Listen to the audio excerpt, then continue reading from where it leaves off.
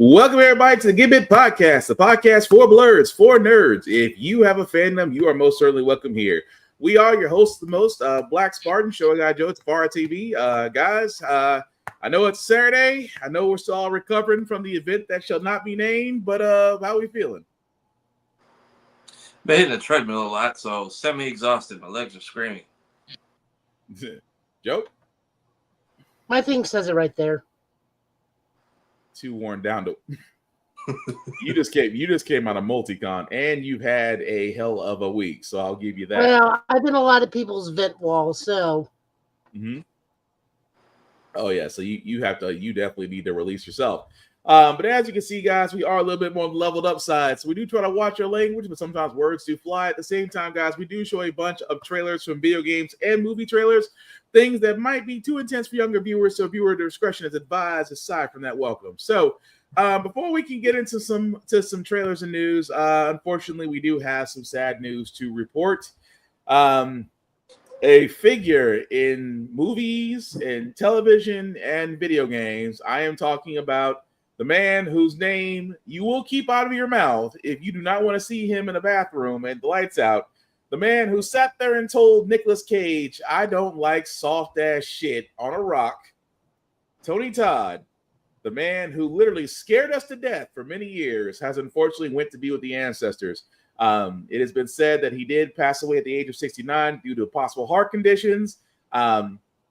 We can keep going down the list about this man. This man has literally his film and TV credentials will have us here for the better part of the night, but we want to give this man his props. He was actually was going to be at BlurCon coming up. He was actually one of the scheduled guests to be at BlurCon. BlurCon did put out a statement, definitely sending our respects. Also, for all those that don't know, he was the voice of Venom in Spider-Man 2. So for a lot of people, especially Insomniac, also put out a statement saying that, you know, to honor him and saying that his work, and of course he will be missed. But yeah, it's like, dang. I mean, I still won't say his name, even if I'm in the bathroom or not. But that just goes to show you what the type of acting and his presence can definitely be. But guys, anything else that we want to add to the legacy of Mr. Todd? Yeah, I forgot he was Venom at first. I know Najee, who plays Miles, has been posting a lot of their BTS photos of both of them in the mocap suits, and apparently he really took him under his wing during that time. So he's like, I wasn't really done learning from you yet, so this kind of sucks. And then he was headlining BlurCon too, so he was like the face for this year, especially with it being kind of a spring horror theme. Right. But now I'm hoping we can maybe get some kind of memorial or tribute set up. If anybody bought like tickets already with like photo ops or autographs, they are staff's been notified. They're working on refunds and such now, so stay tuned. Yeah. So again, we definitely want to send our condolences and peace to the family of Mr. Todd, because like I said, he has definitely not only scared us, not only has entertained us, but like I said, across movies, television, video games, he is definitely a presence that will definitely be missed. But got input, Joe. Yeah, got input, Joe? Yeah. No, definitely I'm going to try to summon him. What's wrong with you guys? Summon this nice man so you can thank him. Go into the bathroom, do the thing, and then if he appears, just say thank you. So I read a story today. Apparently he got paid at like $1,000 for every beast thing he got during those movies. Yeah. And that's, I mean, the fact that, see, I thought that was, I'm not going to lie, I thought that was CGI, or it's like, no, he really did have bees on him. I'm like, man, there's not enough money in the world. But I need an army of keepers with smokers at the ready at all times. Right, because you're going to stand and tell me, okay, so for this movie that I'm not going to, of the name that I'm not going to say, we're basically going to have not flies, we're basically going to have bees attached to you while you look menacing. Cool. Mr. Todd, you are a braver man than I, because I would be chicken if you're going to tell me that you're about to attach bees to my face and the rest of my body. That's just no. But again, our peace and condolences out to his family. So we did actually have a slate, but because of things going on, which I guess life be lifing, news came down the pipe that we're going to talk about that we're going to add tonight. First and foremost, Captain America: Brave New World. Its official trailer, another trailer came out for it. I haven't seen it. Guys, anything you want to say before I play it? Somebody said this gives the vibes of, what is it, Olympus Has Fallen and White House Down, and that's honestly a good comparison. I feel like because I think the first one was the teaser. This is the official. I am now officially hyped for this movie. All right, Joe. Yeah, I like where it's going. I wish they hadn't shown one single thing with concerning Red Hulk and keep like it in suspense. Like we knew he was coming. I just kind of wish they had saved that up. But good job on the trailer thing. I think if you look hard enough, you see the hand in the ocean. I think we're back to Celestial. We see a couple different angles of the ocean fight. So okay, yes, well, cool. Let's take a look at it. You asked for me. Here I am. You want to help me? Is there anything you remember? Ladies and gentlemen, the President of the United States, Thaddeus Ross.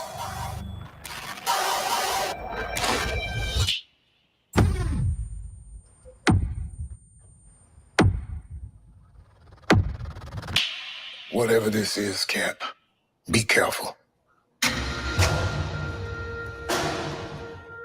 What do we know? There were 5 shooters. This was a coordinated terrorist attack, sir. I was a wartime general. Now I'm a wartime president. Your inner circle's been compromised. Let me fix it. Watch yourself. You're not Steve Rogers. You're right. I'm not.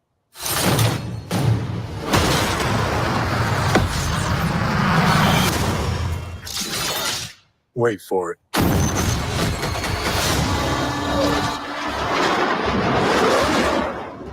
We're on the brink of war. I can't trust anyone. Nothing about this feels right. Captain America. You ever ask yourself, who's playing who?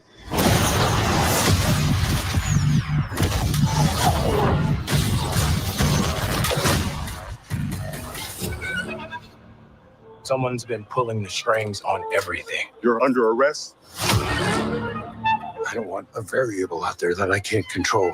Stop! Captain America, caught without his wings. You'd like to play dress up and blindly execute the state's orders. Don't say I didn't warn you. What if this is a trap? You don't even know what this is.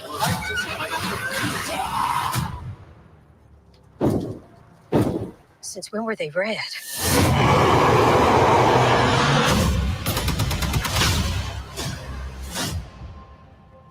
You want me? Come and get me!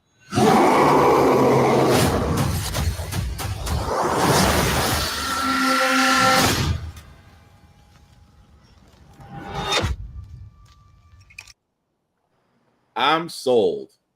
I'm completely freaking sold. So that was the trailer, guys, for Captain America: Brave New World. As you can see, that's gonna be, I think it's Marvel's first movie of the year, right? February 14th of next year. Yeah, that's going to be the start to our Marvel year. Yeah. What do you say, Joe? I think it is. Okay. Well, I know you guys gave your thoughts on it. I'm sold. I mean, it gave Civil War, it gave Tinker, Tailor, Soldier, Spy vibes. I love the fact of really what we're seeing there, and I can't add anything more to it. I think they might have actually gotten the formula right. I think this might shape up to be a pretty good movie. They wanted to keep Red Hulk's under wraps, Joe, but then McDonald's didn't get the memo to stop the toys from going out. That's what happened. Pretty much. It's always McDonald's. That's always tell people, if you want to know what's coming out, follow the toys. I think Hasbro. There was like a whole truck set for Avengers 2, which leaked the whole scene with Ultron and Vision in the box, and that's how a bunch of people found out Vision was in the film for Avengers 2. But yeah, I'm curious. First off, poor Isaiah. This dude, that dude doesn't get a break. I hope he probably doesn't get released at the end of this movie. New ID and relocate the man, maybe. Everyone's saying they're really hoping to see his grandson become Patriot. We see the battle at Tiamat, right? Brings vibranium into adamantium in possibly, and then curious to see. I didn't think it was going to be him and Ross being at odds the whole film, so I'm curious to see how that plays out, along with potentially Leader and then Esposito's character in the mix. I think the Manchurian Candidate is him. Yeah, I mean that too. There was a little bit of Manchurian Candidate. I did like the fact that they didn't really showcase Ross as if, I'm not sure if it was an accident by him coming Red Hulk, because the way it shows it didn't show like this was a backup. It showed like he was either injected or something else had occurred. That's what I'm saying. I'm like, did he get sniped and like it took his Hulk took over, or did he? Because I know they mentioned a slight thing about a heart condition, and I'm curious if that's what made him even undergo Red Hulk transformations. Because apparently we're getting a lot of circle backs to Norton's Hulk in this film. Which is fine, because that would explain, because he said about his heart condition. I'm like, if they're using that to say that's how he becomes Red Hulk, I'm not against it. Although again with the Isaiah Bradley side of it, I do want to see Patriot, because you are shaping up the Young Avengers on the other side. So if this is how you're bringing in Patriot too, I'm not against it either. But either way, come February 14th, we're going to know. But Joe, I'm going to throw this next one to you, because along with Captain America, there was also another Marvel Studios Thunderbolts trailer. Before I play it, have you seen it? And if you have, what are your thoughts on it? It's just more fun. Okay. Tafara, have you seen it? Yeah, it's definitely reinforcing this is going to be the campy film. Cap is going to be the serious film.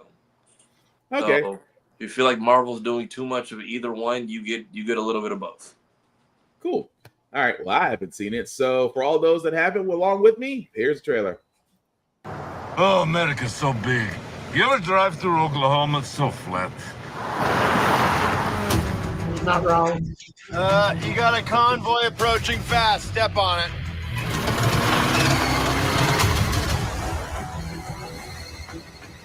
Come on, baby. Okay, a bit faster, please. Lexi! Okay, don't worry. Engaging defensive measures. Oh my god. Wait, that's not supposed Oh my god. Move the shield!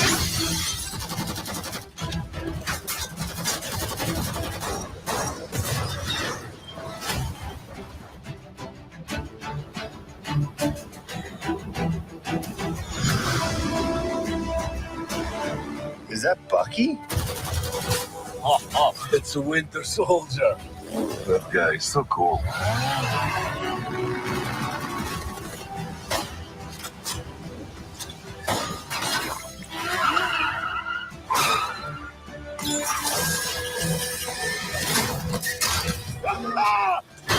That's what they talk about! That's not good.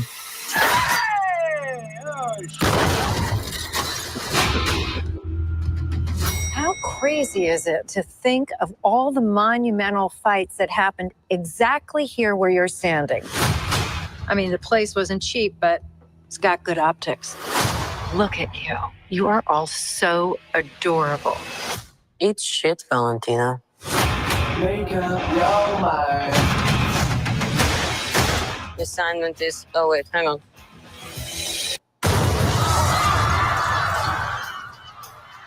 Assignment is complete.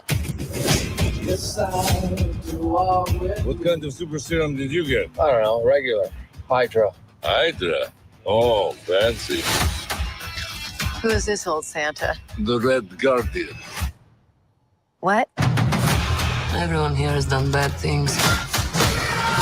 Shadow ops. Contract kills.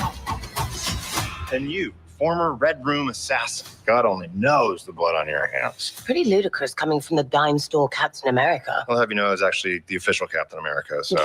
Yeah, for like 2 seconds.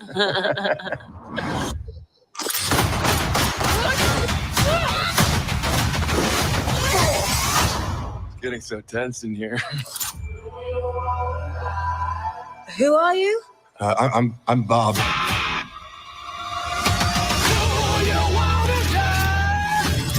We're just drifting. And we don't have purpose. You can't escape the past. So you can either do something about it now, or live with it forever. So what, we all just punch and shoot? We are the Thunderbolts! Can't call ourselves that. Thank God. The Thunderbolts. It's a cool name.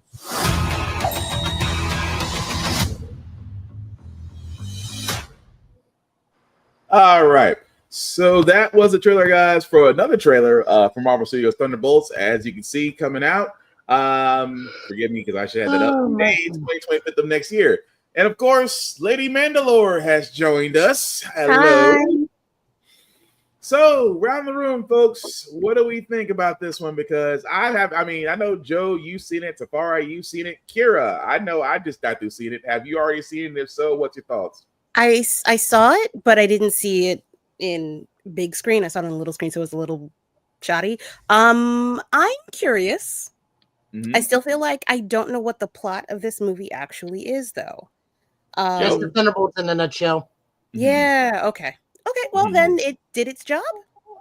Yeah, it did its job because again, Red Guardian just wants to be known. If one person recognizes him, I think he's set for the rest of the movie. But no, it does look really good. Dime store Captain America. That's gonna stick with me for a while. Damn, that's how you tie in a show without having to force people to watch it. Which it was Falcon and the Winter Soldier was still good, but you at least acknowledge, hey, we made a whole series about this. If you want to go watch it, but it's not required watching. Also, they're really gung ho about this asterisk thing. Like, I feel like we're gonna get to 2024 or 2025, and it's gonna have a whole new title, or we'll get to the end of the movie and the asterisk will turn into their new team name. No, I think they just explained what the asterisk is. Go for it. Is that Red Guardian says, "Oh, we're the team, we're the Thunderbolts," and everyone's like, "No, that's a horrible idea." That's what I feel like. I feel like the name itself is put an asterisk next to that, and at the end of the movie, we might get, "Here is your new." Also, none of my guesses for who bought Avengers Tower was correct. Pretty much, because I was like, I kept looking like, so they bought the tower? Oh, I'm sorry, Lady Hydra bought the tower. I was gonna say, who does Val work for again? Herself, Hydra, herself, Shield, herself. Pretty much. Whoever's paying got the right check. She is the female Raymond Reddington. She is the female equivalent of Nick Fury. Also, and Bob, who? The Sentry. The fact that he keeps on introducing himself as Bob, I'm just like, so you have a volatile nuclear weapon times 10 that he does not know about, that he doesn't know about himself yet. That's interesting. Times 10. You're being very, very polite. Yeah, I am. I mean, it's not like Goku plot armor. I'm just saying. Oh no, he is Goku plot armor. Fair. He is fair. That is fair. But so everyone's saying they think this is gearing towards Dark Avengers, is what I've been hearing. No. Nah, I don't think so. I mean, like I said, Marvel's thrown red herrings before, but I don't think in this case it's not leading to that. You need, because don't you need a magic element for Dark Avengers, right? And that's missing. And we have it because of Agatha. But she's not in the Thunderbolts. Well, Doctor Doom's part of the Thunderbolts. You think they're gonna do well? We know. we know Doom is somewhere, but you think it'd be too early to bring in that Doom? No, more than likely, my guess would be if they did want to bring a magical thing, they'd bring the Potion Witch over from Agatha. Because the Thunderbolts roster is as elaborate as the Avengers roster, if you really think about it, comic-wise. So we've had magic users on the Thunderbolts. I wouldn't be shocked if she did show, especially because everyone in there will clearly do whatever kind of contract for money. I wouldn't be surprised if they paid the Potion Witch a fat stack just to show up and do whatever they need her to do. Her actual character is a cousin to Johnny Blaze. I was going to say, she she's survived a Agatha, so right? yeah. That was the connection I missed. That she is a cousin of Johnny Blaze. Thank you, of Johnny Blaze. That's the connection to Ghost Rider. Is Johnny Blaze like strictly out of California? He's in Traveling Circus, so yeah, wasn't it kind of hard to pin down like Clint's early years? Yeah. Okay. I only ask because she's tech. I mean, if you want to be real fucking nerdy about it, Jen is flying off towards the west. I mean, technically with Johnny, they try to make him seem Californian, then it was Texan, then depending on which story you follow. They always try to make him which version of Nick Cage you got. That too. Depending on what version of Nick Cage you got. Jesus. Do we think we'll see the Power Broker make a return at all between these two films? Yes. They kind of just left her with the keys to the kingdom. I mean, she's sitting in Madripoor, so yeah, I do see her popping up in I do see her seeing Brave New World, and I also see her popping up in Thunderbolts too. Okay, because that's like the one loose end I feel like it's running around that nobody has mentioned. Oh, she's the common link. She could be the common link between Brave New World and Thunderbolts. I really do believe that. Okay, but I'm glad you're on, Kira, because I know this article before we get to this one, because this one, the one I want to talk to you about, because this is up your alley. But before I do get to that, another reason that we keep on saying that Marvel needs to look for directors instead of doing dumb stuff like this. What I mean by that is, guys, is that the director for Godzilla -1, which by the way will be back in movie theaters, if you haven't seen it. Of course, the director from Godzilla -1 sat there and said Kevin Feige, the head honcho at Marvel, said to him that Marvel is having meetings every day to see if they can replicate the monster movie. I think it's just lip service. Marvel, there is one thing to do about this whole situation, because if you haven't seen Godzilla -1, again, I recommend that you should. Very well done monster movie, right up there with Godzilla and Kong, if you haven't seen that series either. But Marvel, if you want to replicate the success of Godzilla movies, hire the people that directed it. I mean, right there solves the problem. You're having multiple meetings every day to see if you can replicate it, and the people who have done it are free and clear. But at least I think they are. At least I think they're free and clear. What would it be? Fin Fang Foom versus U.S. Kaiju, and that's it. I mean, Warriors out of the. Somebody has to buy. They want someone to box Galactus in space, or I mean, because you think about it, if I mean, let's be honest, the Eternals, to where we actually got to see the Celestials, and we actually got to the Eternals, and depending on what side of the coin you're on, you may or may have not liked it.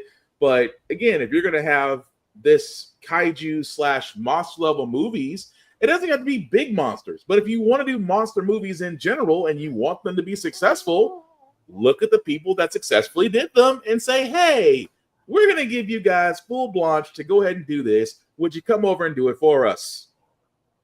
How hard is that? I think that's probably what they did. And he just looked at him and told him, no, I'm going to go do another Godzilla movie. Yeah, absolutely not. That, or he saw the writing on the wall and the deal didn't smell right. Because that's the thing that bothers me. Because it's like, we talk about this and on Blurred's Eye View. The simple thing, guys, is there are people that are successful at making the type of movies that people want to see. Whether as you have these massive studios like Paramount, like Disney, like Skydance, and I can keep going down the line here.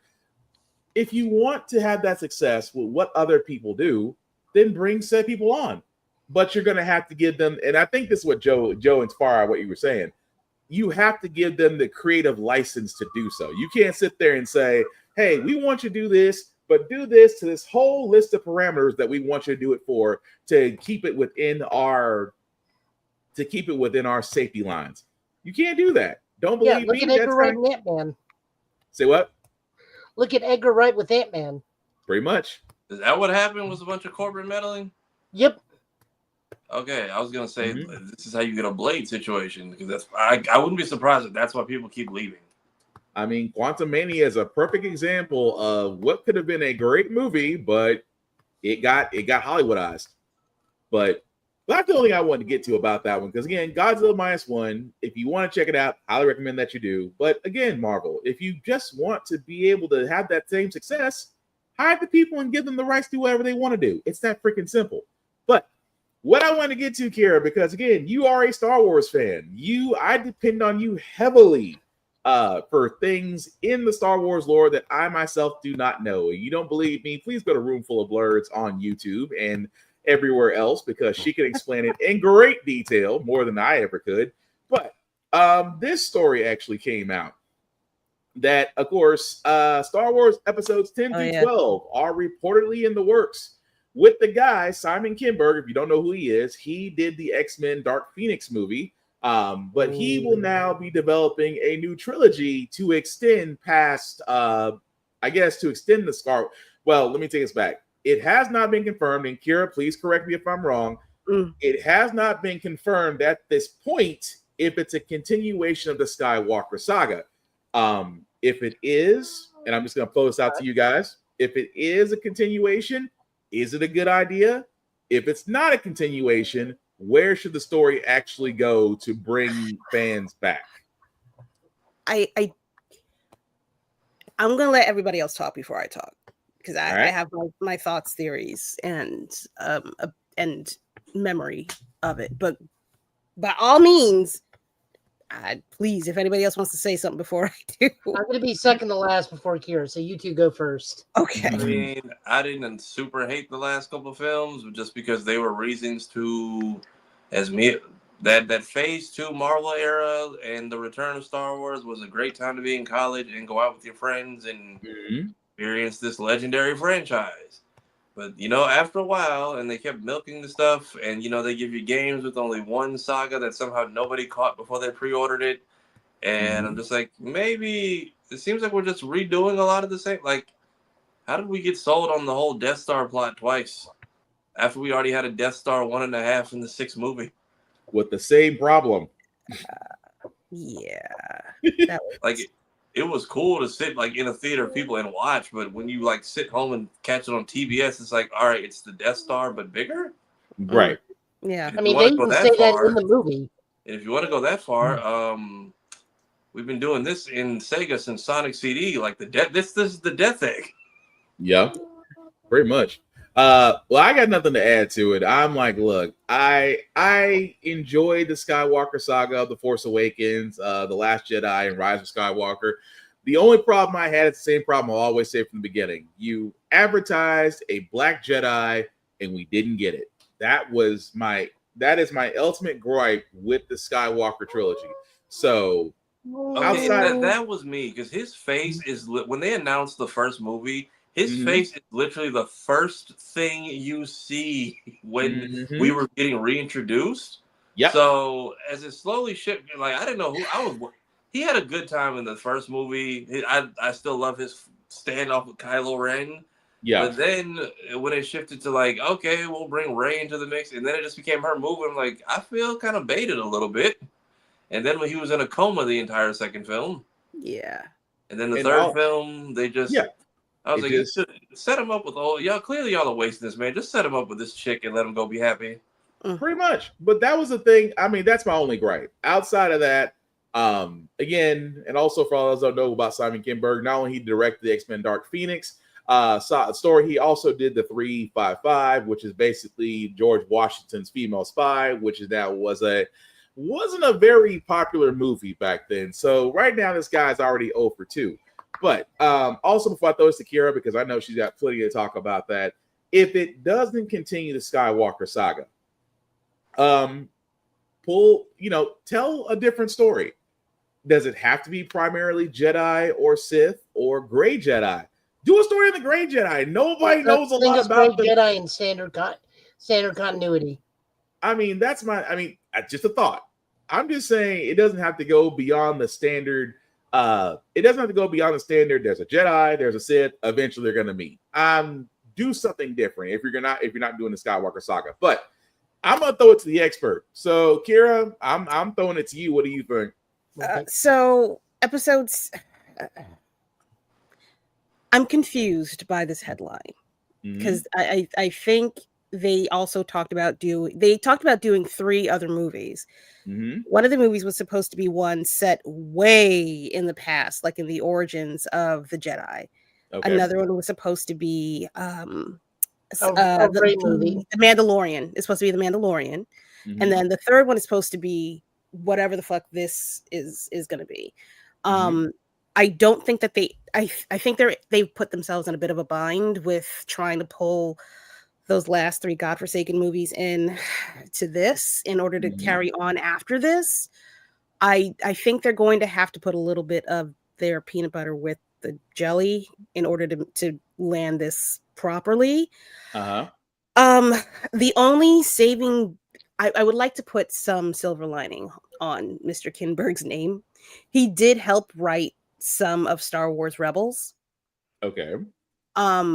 So he does have a history with doing good work. It's just that when it comes to directing, not so much. So the bottom part of that title makes my heart sing. I think he's great as a producer. I think he's great as a writer. Directing, maybe have several seats. I'm more hopeful than I thought I would be. I'm more hopeful than I thought it would be. I'm very scared for that last movie. I don't have a lot of hope. I'm not gonna hold you. I think they have had a few stumbles with a few of their titles on TV recently. Was not a fan of the first half of Boba Fett. Didn't really think we needed a Boba Fett. I was excited to see what they would do with it, but ultimately it was like, do we really need this? And I think not Andor. I can't remember. There was something that was kind of off about Andor. Andor or Rogue One? Yeah, I liked the beginning of it, but then like towards the end, it started to turn into something else in the middle, and then at the end when they had the prison escape, that was like chef's kiss. That was great. Okay. It's a little bumpy to me right now. Like their wheelhouse with Rebels finishing off that series, perfection. No notes at all. I like Ahsoka. I like the Mandalorian. I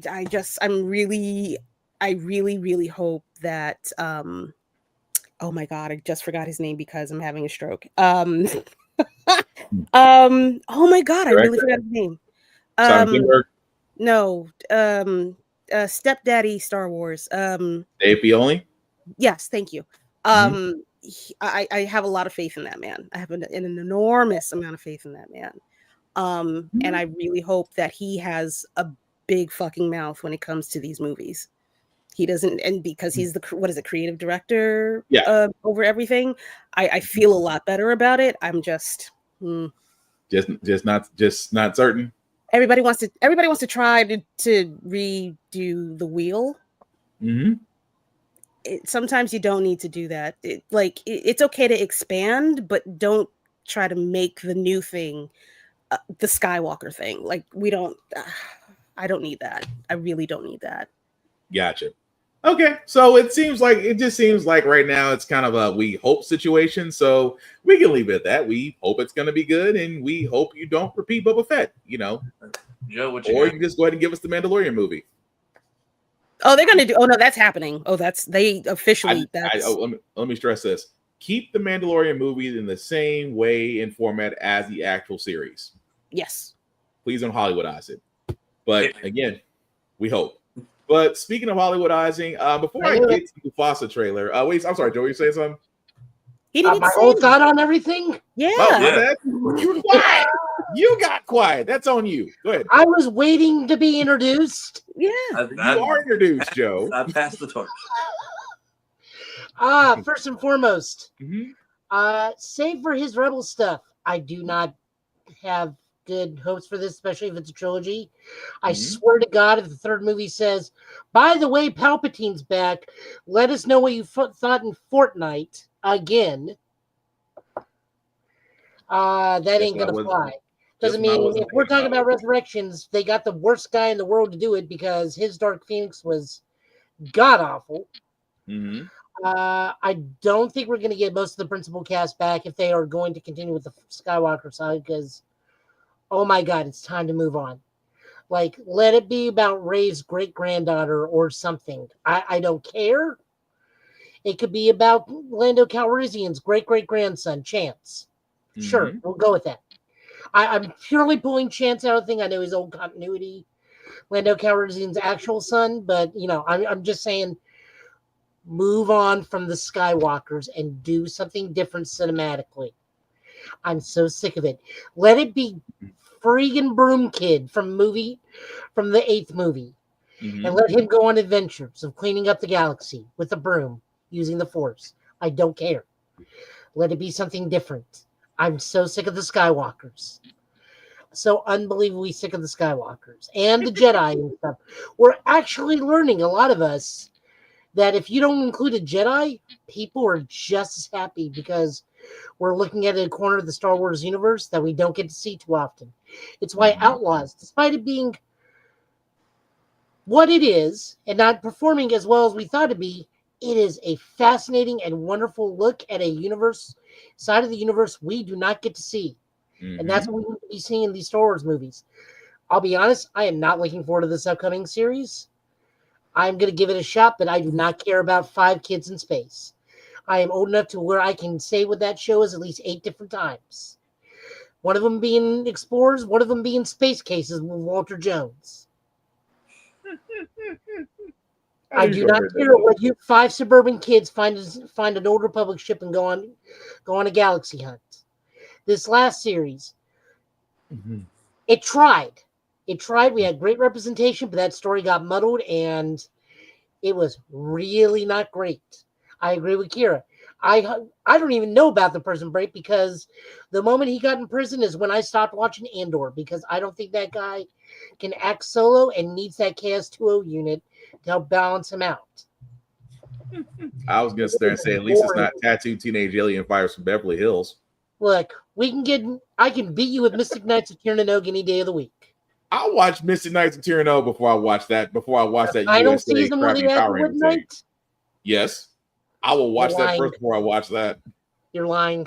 I will watch that first just because of how bad it is. But I just remembered something about the movie. It's supposed to be about Rey and taking the Jedi teachings and kind of going out to the universe. Huh? The Rey movie, because it was the 3. It was the one you said. It was Mandalore, Old Republic, and Rey. Yeah. So Rey's basically going to do what Luke did. Okay. Yeah. Okay. She's probably going to be a bit more patient. You know, I feel like she's going to take the Carrie Fisher way of doing things. I feel like had they gone the route of the video games with like Jedi Knight and Jedi Outcast, it would have been better because, you know, Luke actually had like a successful school and it was just one of his awful students who, by today's standards, could have been a very dope, badass CGI lizard design. Desan could have been like a menace. And especially when it becomes the war at the Jedi Temple in the last couple levels, that could have been amazing, but we're just not going to do any of that. And then I wouldn't mind if we did an Admiral Thrawn movie. They won't. You know what Thrawn's doing in the galaxy. Wouldn't be bad. Show me what other galaxies are out there. Show me what other is our galaxy. You really don't want that. In Star Wars lore, the other galaxy is nothing but sea people flying crustacean ships. But if it's the story, but I will say this: if the story is written right, it could work. Forever. That's all I'm saying. It depends on the story. It's always in a galaxy far, far away, but imagine that's the story of other people like watching. Like, what if their galaxy is the Earth of the entire like existence? And they're just like, that place is ghetto. They fight every 100 years over the silly shit. I mean, that's Mandalore. Like, show me somebody from another galaxy. Show me somebody from another galaxy getting displaced in this one. It's like, oh god, I do not need to be here. You just described BattleTech, where the clans invade the inner sphere, Tafari. That is a fair point. But Tafari, I gotta throw this to you before we get to Mufasa, because sir, there's a reason why I sit there and say you're famous, because only he can get pictures like this. Oh yeah. Shout out to Sonic Expo. He was such a cool guy too. Got a few minutes. Smaller con, more niche event there. Him. I want to try to get him. Jason Griffith, who is Sonic in like 06 and Sonic X, as well as Ryan Drummond, who did the initial game voices for like the Adventure all the way to, I want to say, Advance 3 and Sonic Heroes. Mm-hmm. But they told me like, yeah, we can't make any interviews happen. Go to the table and shoot your shot. And I'm like, let me go ahead before everyone gets in here, because it was still, a lot of cons are doing this now. They'll give you like an express hour for the VIPs in the vendor hall. So I was like, let me try it. Go up there. His agent was cool. Nobody was at the table. He was like, yeah, just ask 3 questions and be done. I got like 5 off, but he was being very professional about it, which I respect. This is a new event, so I get it. Mm-hmm. He's also got another movie coming out, but I will put all of that in the interview. Hopefully have it ready for Friday. But yeah, Lee Medju, man, cool people. Agent Stone. But how was the rest of the con though? Because I'm gonna throw it to Joe too, because Joe went to our local con here at mostly Music Con as well. But overall, what'd you think? I like it. I think they got potential to grow. I think moving from the esports center to where they moved to was the right move, because it's just enough space, big enough for everyone to move around, but not everyone's crowded. I think they've sold out almost all their badges, but there's still not like a plethora of people in each other, like crammed, free parking. Whereas the esports center, it's nice, and they can still close off parts of it, like DreamCon did the first time I went. Still paid parking, the hotel, the location. They have room to expand, and I think this was a smart move for them to keep it here. I saw Crystal Chanel was there today. The one day I don't go, but hopefully connecting with her tomorrow. A couple other people I've seen in the Sonic space. So it's always interesting being at like a niche event for a specific one thing. So, gotcha.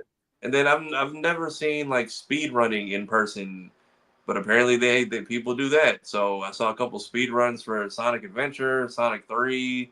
Apparently there's a tournament edition of Sonic Riders that people do. A couple people who worked on fan games that are very big were like showcasing them. So it was interesting. I like it. Cool. Joe, before we get to Mufasa's final trailer, sir, what did you think of Music City Multicon this year? It was fun. It existed. I was there. I took a nap. I helped out with the judging. By that, I mean I turned down a television by one of the judges who didn't know how to do it. Talked to some friends. Saw the Kentucky Ghostbusters. Asked why they were there and why we weren't, what they were doing there. And then went home. That sound like beef. So the Kentucky Ghostbusters and why they were there. Kentucky Ghostbusters. Yeah. Go ahead, Joe. Yeah. I mean, I'm part of the Tennessee Ghostbusters. Okay. So there are chapters and charters of Ghostbusters? Yes. Okay. There we go. All right. I'm like, it was why I was up in Kira's neck of the woods in February for at the world premiere for Frozen Empire. Back in February. Okay. Yeah, just the way it's bother. I'm about to say, just the way it sounded, there was some Ghostbusters people on Mason Dixon. Yeah, it's like I saw the flag and I went over. It's like, God, I forgot that we had an event. And it's like, this says Kentucky. Where? So I talked to them for a hot second. It's like, oh yeah, we reached out to you guys for whatever reason. They asked us to come. It's like, well, that's interesting, but okay, cool. Nice to meet everybody. Also, guys, Music City Multicon is still going on. The last day for that is tomorrow. I would definitely do. We recommend. Really bored. Say what? All the wrestlers looked really bored.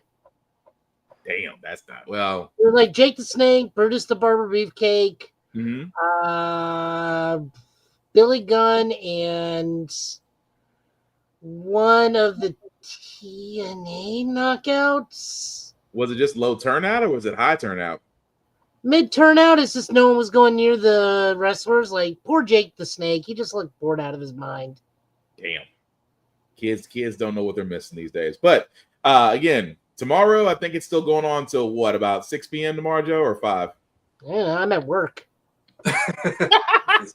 Let's say 6 p.m. If you are in the Tennessee area, definitely check it out. If not for the arcades, because I know they usually carry well, it used to be last year they put all the arcades in one area. This might still be the same now. I'm not there. Go ahead, Joe. They move it? Oh, they didn't move it. It's just really lackluster. It's only Smash and Mortal Kombat and old games and some arcade games. Mm-hmm. A lot of pinball. I actually got to try the Foo Fighters pinball machine and Uncanny X-Men based off the new series pinball machine. Quite fun. I was gonna say complete with both photos. I'm sorry, that was wrong. What? That was wrong. That was so wrong. Okay, he tweeted today that he lost 1,000 followers, and I was like, let me go to his profile and see what he said. And I'm like, oh, that's I see why. I have no idea. Yeah. Dave Grohl? Bodum. No, Bodum, the guy, the original showrunner behind X-Men. He finally said something. He said the quiet part out loud, didn't he? No, he just keeps posting a lot of risque photos, and they're getting risque-er. Like, well, that's what got him. That's glass cutters that he's got on his chest. Jesus fucking Christ! Yeah, let's just say if you're in trouble with The Witcher, and why The Witcher people were telling the Disney people, it's like you need to be aware of him. Yeah. Although Witcher 4 is still becoming a thing. But if you want to know what we're talking about, the Witcher TV series. Oh, yeah, the Witcher TV people told Disney coming in, watch him, be aware of him. It's like, I got no problem. People want to live how they live. It's just like, dog, a warning. Like, a warning slide and then a second slide would be nice. Don't get me wrong. I know Twitter's the dark place, but damn. He's doing his best strung up Magneto impression on like every. That's the best way I can. We wonder why we're all moving to Blue Sky. I kept hearing that at the con. They're like, "Yeah, catch me on Blue Sky." Like, I'm on Twitter, but not for long. Yeah, you guys should move the app's account to Blue Sky or the con's account to Blue Sky. It's more friendly over there. And I'm like, I might need to just go ahead and get ahead of the curve on this one because. It sounds like it's going to be a mass exodus. Well, because they're afraid, and we're not going to try to get to this in politics. I promise I'm not. Is because of where we are now, Truth Social is going to migrate back to Twitter. Oh, easily. So all of us are moving over to Blue Sky. Wait, Truth Social's migrating back? Yeah. Truth Social? Yeah, not to put a Debbie Downer, but pretty much, yeah. The Trump app. Yeah. I thought it was called Parler. No. Oh, that's a different. Oh no. That's a whole different. I thought that's where he's been this whole time. So that's a whole different swamp. He made his own playground. Yeah, he pretty much made his own mud pit. But anyway, this is the swamp. Yeah, let's keep it happy thoughts. Keep going. Yeah, let's keep it happy thoughts. I did manage to keep up the streak of I didn't have to pay for that photo. Not that I'm like finessing people. All right, can we go beyond this? Oh yeah, I was just talking about the. He's talking about his streak of basically getting photos without paying. With photos, enlarge, Will. Enlarge what? He was holding up something to show. Oh no, I've just got the press badge. I was like, luckily, it's not like I'm finessing these people. They're just kind enough to let me slide. I was like, can I just get one from like my Instagram and the thumbnail? He's like, sure, get in here. See, this is why you gotta go. See, before I play this trailer real quick, this is why you have to go with Tafari, because this man is just giving stuff. And I'm not saying because he's got luck tattooed to his ass. I'm just saying if you want free shit, stick with him. And for the next trick, the winning lotto numbers are rolling. If you give me winning lotto numbers, Tafari, I will buy out whatever ridiculous purchase you want. You can have. I put that on all three of my kids. Anyway, Mufasa, Lion King, final trailer. Here it is. Well, what do we have here? Move your head and let me see. Come on. Oh, this is the thing. What thing? It's the thing. It's time. I'll tell you a story. A story. So glad I brought some crickets. Rafiki, keep going. The story about a prince who would come to be known as Scar and an orphan named Mufasa. Two brothers who set off on a dangerous journey to find a new home and a new family. Why are you following us? I was hoping to find my pride. My name is Mufasa. I'm Sarabi. My name is Taka. He's going to start a new kingdom. Come with us. You don't have anyone. She does indeed have someone. That's Zazu, my scout. Don't eat him. You heard her. Do not eat me. Places to go, kingdoms to see. Finally, food. If you take my life, you will never find where you are going. Taka, do not eat him. Wonderful. Another we're not supposed to eat. You expect us to follow this hallucinating baboon? No offense. We go together. Outsiders! This is not a drill! There will be one Lion King. We have to carry on. We owe that to each other. We're trapped! What do we do? Get ready to run! I never signed up for this! We have come to rule without mercy. This was a bad idea! I will not bend to evil. We must fight together. We are nearing destiny, Mufasa. And so, the earth must shake. Oh, stand down! I am highly trained and occasionally offended. We go together.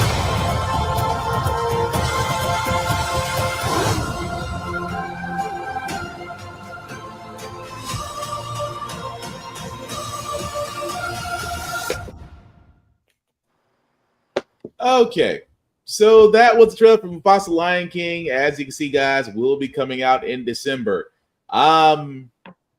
Is it just me, or have we seen this story before? The White Lion is still throwing me. Yep. Yeah, that But part your main too. bad guy is the direct opposition. You got to fight Kimba the White Lion to prove that you're not Kimba the White Lion. If I just want to see if they actually give him the name Kimba, the balls on the mouse. I want to see if they're actually gonna pull it. I will see it in 2025 though, because sorry, dog. It's a very supersonic winter over here. Yeah, right. I ain't seen this. They're committing the #1 movie sin I cannot stand more than anything. What is that? What's that? Everybody miraculously knows each other before anything else. Like, I understand this is the prequel and we're setting up that stuff, but it's just one of those like, oh yeah, we've known each other since we were kids. You say you met for the first time in the first movie. Mm-hmm. Well, I forgot.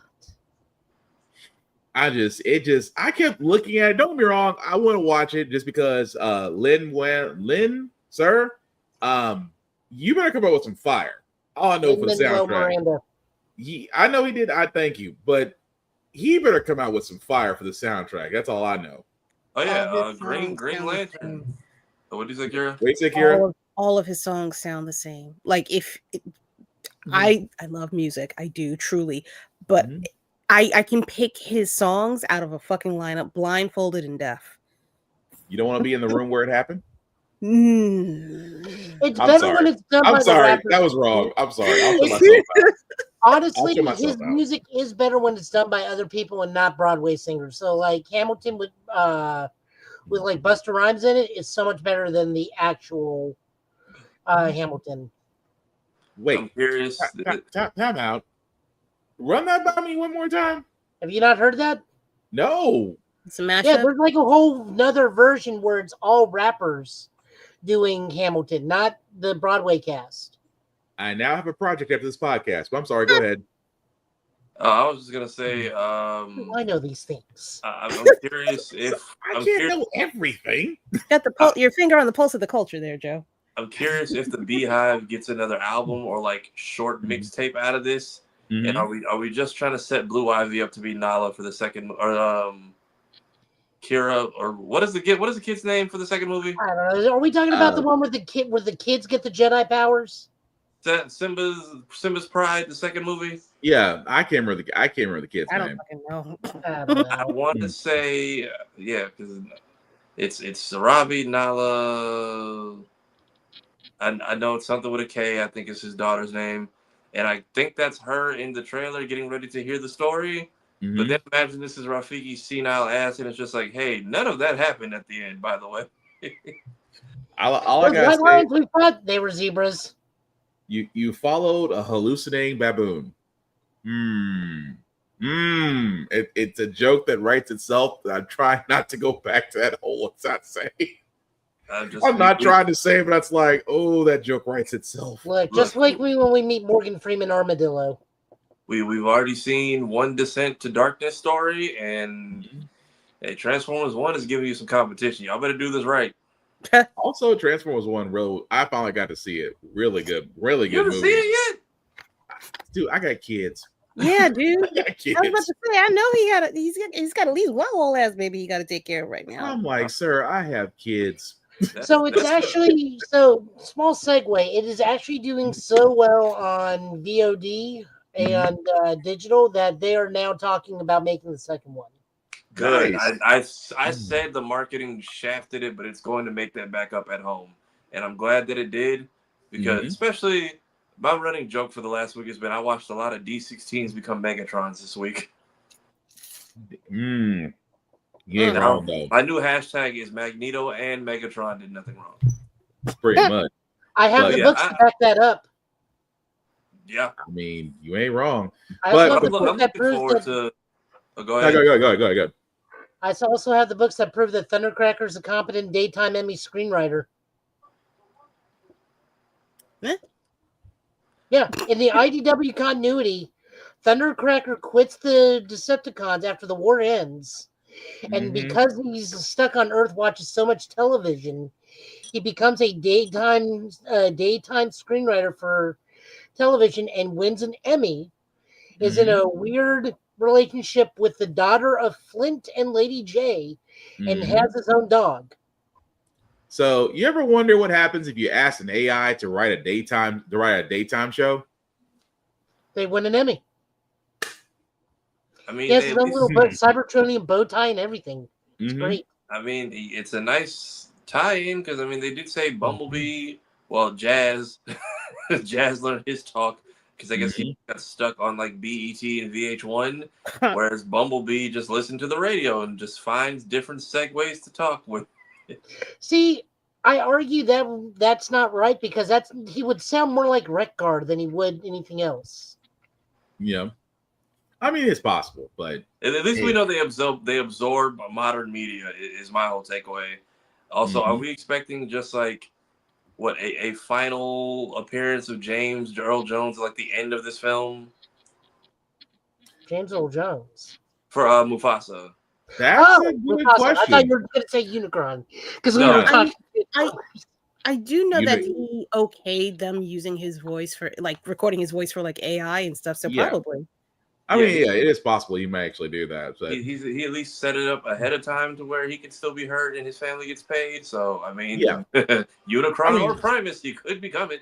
But true. But for this movie, I can fully see him, just showing up at the end, doing one last Mufasa speech in a roar, maybe. Also, our Green Lantern will be playing his young counterpart. Yep. Not this deep sigh. I'm trying. I'm finding it. I'm finding it. I'm trying to make peace with it. Okay. I'm finding it. Anyway, I'm on board for Green Lanterns 100%. I'm just gonna put that ball down and keep walking with it. So we're all in agreement about Mufasa. So video game news before we move on to our show reviews. Multiversus. Anybody play that? Because that is a game that apparently is still being played, and I didn't know about it. But anybody else play it in this room? I've checked it out every now and then. It's free. It's not hurting anybody. I'm annoyed in this new era of people who just sit on Steam all damn day and wait for they wait to see what the peak is, and the second you get like 5 below, look how far it's fallen off. Like there was what was a Wukong? Look how many people fell off of Wukong. It's like they finished the game. Right. What do you want me to do after the platinum trophy? What do you want me to do? But before I play this trailer, I gotta say something. You freaking okay. Let me stop. Let me stop because that was gonna be profanity. It's Warner Brothers. The reason why you get a game 9 times out of 10 is replay value. If you're just trying to get attention to see how fast you can beat a game, complete a game, speed running, cool. That's your bag. If that's what you choose to do. But for those in this room, we like to go back and play a game repeatedly. We don't want to sit there and be like, "Oh, I've beaten Dark Souls. Let me put it away."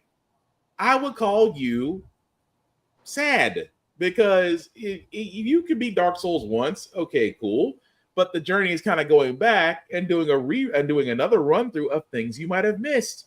Or new games. I can only go Grace for so long.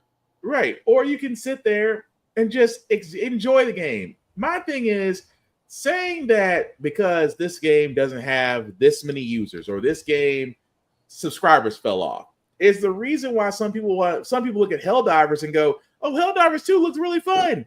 But then you hear, "Oh, subscribers have jumped off. Well, the game must suck." No, people decide to follow trends.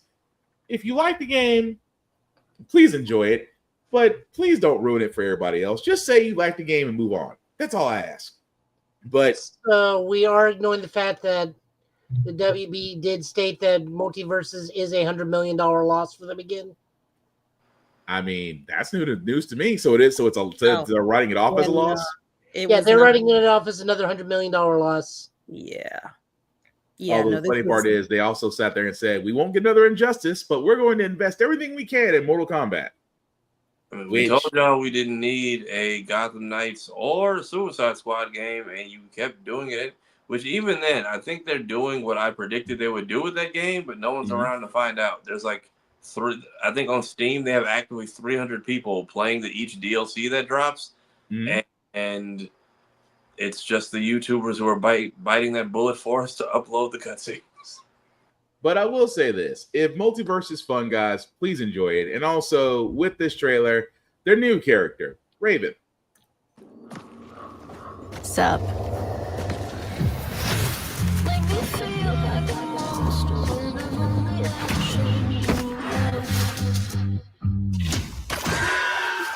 I don't scare easy.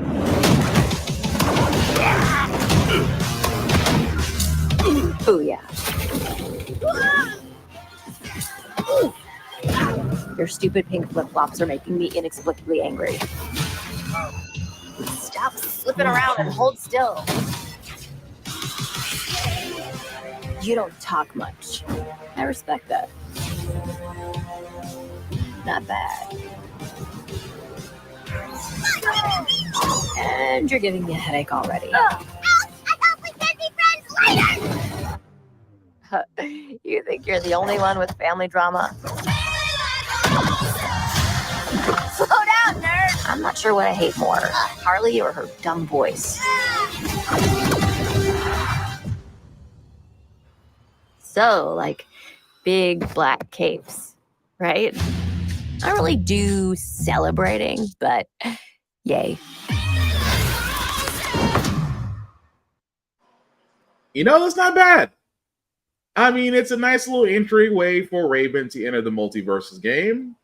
I'm not against it. Why she's being with the Powerpuff Girls? Not my circus, not my monkeys. I can tell you. Go for it. I think Joe knows the same thing I do. Go ahead. They're all voiced by Tara Strong. That's why she was making fun of Harley and Bubbles. Yeah.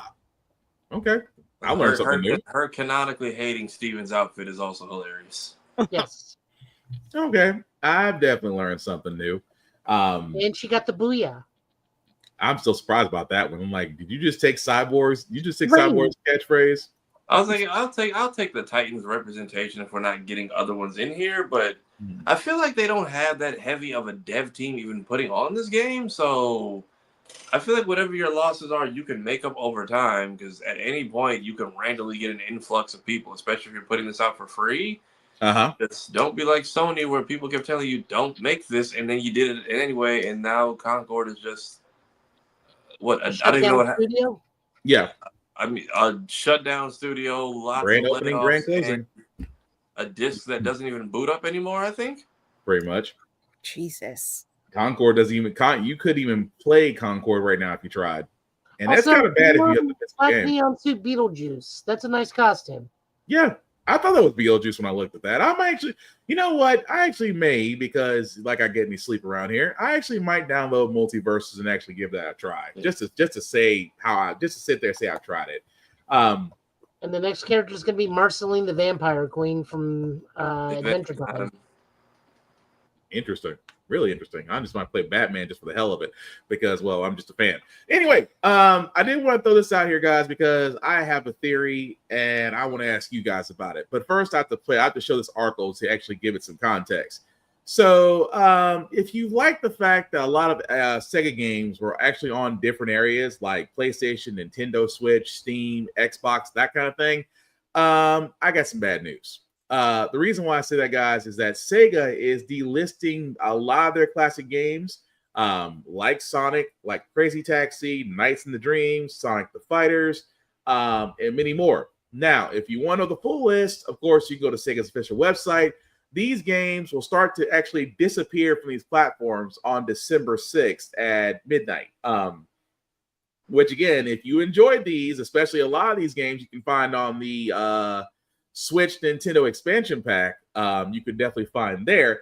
But there's the reason why I bring this up, guys, because again, Sega has announced that they are delisting games, which means that these games are being removed from platforms. That also being said, Sega is also saying that they're bringing back Virtua Fighter. It has been confirmed that Virtua Fighter 6 is happening, along with Crazy Taxi, Jet Set Radio, Streets of Rage, a new Shinobi, are all being developed. Now, for all those that don't remember Virtua Fighter, I'm just going to let this trailer play in the background with no sound. But here's the theory I have. And again, if I'm nuts, call me nuts. But with Sega delisting video games, with Sega announcing that they're actually bringing out redeveloping favorites of video games, is it possible Sega may re-enter the console war? I don't think so. If they did like a Dreamcast Mini, I think they could still make one and get it out before Limited Run Games gives anyone their collector's edition of Sonic Shadow. Was Virtua Fighter the one that had Master Chief in it for one game? No, that was Soul Calibur. No, Soul Calibur I know had a bunch of different times. I know Master Chief was in a different. No. I'm sorry. Correction. Master Chief was in Dead or Alive. That's what it was. Okay. Dead or Alive. That's what it was. But this is the reason why I bring it up, because why would a company, and again, this is just me, and again, me being hopeful, because I would love for Sega to redo something Dreamcast-like, because Dreamcast was way ahead of its time, but still successful. Could it do the same thing in this day and age if they decide to re-push out a new console? Because the technology is there to do so, but is the library strong enough to bring actual players back? I'd say yes, but you're going to have to introduce new titles. But what do you guys think? That does not sound like a sound financial decision, especially with these new tariffs from our commander-in-chief coming down the pipe. Yeah, that mean, my whole thing. I'm like, can you even get parts for a whole new console to enter the fray right now? Yeah, I mean, you can. Well, I mean, you can until January. We watched. You can't until January. Like these backbones that keep trying to sell people that no one's picking up. We watched Ouya and Google Stadia come and go. Well, I will say this about Stadia and broadband gaming. The problem with that is you didn't offer anything outside the fact that saying all you need is a controller and broadband. And let's be honest, we as gamers want a whole lot more than just, hey, if you basically give us a TV, You basically give us broadband. You basically have a controller. You're basing this all the fact that you're doing over the web gaming. And I'm sorry, I know for me, I can't speak for you guys. I know for me, I want a console, I want a disc, I want my controller, I want my system. I want it all there in front of me versus being at the whim of your internet service provider. Mm-hmm. So that's why I say that unfortunately Luna and Stadium and the rest of the broadbands are not doing well. It's to me because of that. Because you're to there telling me, because one of the events, just like what Apple did, remember when Apple Music put YouTube on everybody's Apple Music, and how many people didn't want it? Most. Yeah, most people didn't want YouTube. Most people did not want whatever album, I forget what album it was, but the YouTube album that they were pushing on everybody's Apple Music, and it was just like massive rejection. The problem is you also have that ability with games. You can pull games that you no longer support. So what if those same people that are paying a subscription fee to pay said game, but said game's no longer available, you kind of feel screwed, especially if you've made purchases on said game, like open sandbox games, for example. If you decide, if Fortnite decided to just 86 itself overnight, imagine all those players that spent thousands of dollars on their skins, on their skins, emoticons, dances. You don't own it. You just paid for the access for it. But let's just say Fortnite decided to disappear one day. Are you gonna get your money back, or are you gonna be pissed? So that's the reason why I'm saying broadband gaming didn't work. Now, going back to what I said about Sega, I think Sega can work. But Sega does have to have some IPs. They do have to have a system that's similar to the Dreamcast with just better graphics and more powerful graphics. But I think Sega can do it. Sega is one of those companies that I think can turn around and say, we're bringing a new console in. Instant buzz. I think they can do it. But what do you guys think? Because I mean, that's my theory on why they're delisting games, why they're announcing new titles, because why else would you be doing all this unless you're pushing something down the pipe new? Dreamcast Mini. That's before that. Dreamcast Mini or Dreamcast Classic. But I know they announced they were going to do some HD updates to like Jet Set and Crazy Taxi, but it's just a matter of, can you bring the next couple generations that have passed into that new fray? That's really going to be the selling point. But I'm still saying, like, you want a Dreamcast Mini, I'd still go get it. Because again, we can all name at least 3 titles off Dreamcast we would play right now. Because I know I would. I know at least 3. Most people can go 5 or 10, but I know to me the bench test is 3. If you can name 3 games from Dreamcast that you love to play right now, that tells you how successful it was. Because that's for almost for every console. If you can name 3 games from each console that you would love to play, that's the console that's currently existing right now. But again, I'm just speculating. Sega has not said anything about a console. I kind of hope they do, because even with that Sega Mini that came out, that was successful. Because there was a lot of games outside of ROMs, because Sega's not like Nintendo. Nintendo is the thief of joy. Sega ROMs have been out there, and Sega haven't said shit. So, thank you, Sega, for keeping your mouth shut. But again, I'm just saying, like, if you guys think, like I said, I could be completely crazy. I could be out of my mind, but I think Sega is going to try something. And if it's a console, please announce it sooner than later, because January's coming up, and it's I don't want to be paying a car note for a video game. That's all I'm saying. But I'll follow up this fearless year of Shadow with something, because y'all got a bit of a streak right now. Right, something along those lines. But for the next video game that we have, Joe found this one, and again, knockoff Battle for Imagination. I'm gonna give it this because I want to play it. And Joe, do you have any thoughts on this before I play the trailer? It's what if your toys fought like Killer Instinct. But not just any toys that with marking they can't say because they don't want to be sued. and you'll know what I That's mean what's after called I play. knockoff.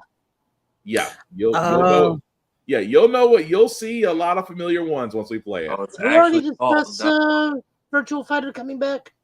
Yeah, I'm sorry. Go ahead. Before we did that, Virtual Fighter 6 on back because that's what we talked about. But go ahead, Joe. You had thoughts on that? Yeah, it's needed because we are our fight game pool is kind of shallow, despite the fact that we are in a new fighting renaissance. Like we don't have a new Dead or Alive, even though there is a new Dead or Alive Paradise coming out, but that's not for fighting game people. That's for lonely people. Very lonely people. Damn. Look, well, I mean, look, they know they accept who they are. We accept who they are. We know why they're playing the game. That's fine. I was gonna say Dead or Alive volleyball, but the last volleyball game was actually a competent volleyball game. Those that play Dead or Alive volleyball, I'm like, you are the ones I'm watching. That's all I'm saying. But I'm Dead sorry. or Alive Volleyball 3 was actually a competent volleyball game, though. Understood. It had everything else, but it was actually a competent volleyball game. But we don't have stuff like Dead or Alive fighting anymore. We only have the big three. And remember, we used to have many, many more. I mean, not bigger names, but like Virtual Fighter used to be on that same stage, like Virtual Fighter, Bloody Roar, other not lesser fighters, but not Mortal Kombat, Tekken, and Street Fighter. Yeah, but we still have that lower echelon of fighting, so it's nice to see that we're getting that back. Yeah, I mean, don't get me wrong. I was just telling the others, like, I hope if this is a push for a new console, cool. But again, Virtua Fighter 6, I can't knock it. I would love to see that too. That'd be like, I guess if it's the top three, I guess the bottom three be like Soul Calibur, Virtual Fighter, and Dead or Alive. Because I mean, your top three are always going to be Tekken, Street Fighter, and Mortal Kombat. So like right under them. I can't like overall, not like right now. I'm talking about like in the grand scheme of things. Those are your top three, and then your next lower tier is like, we'll go Soul Calibur, KI, Virtual Fighter. Ooh, I'm gonna put a pin in that because I'm gonna put a pin in that because that's gonna be a whole nother rabbit hole we can't go down right now. Oh, trust me, if you guys get me on the cartoon thing that you guys were doing, we'd be on a long list because I will bring back old cartoons that no one remembers. See, and this is why you must. But anyway, knock off. Talk about Bionic 6. Say what? We can talk about Bionic 6 or Mighty Orbots. See, this is why you need to pay attention Tuesday because it's gonna be a fun time. But anyway, knock off. Battle for Imagination. Here's the trailer. Mechageddon Studios. Nostalgia reignites cherished memories from our childhood, such as reminiscing about our favorite toys. With the power of make-believe fueled by our imagination, we transformed into fearless warriors, menacing monsters, wise wizards, or even powerful robots. We engaged in epic battles with our friends. Among all the exciting playthroughs, one question perpetually lingered. Who truly reigned as the strongest? Brace yourself, for the answer is about to unfold. Fight!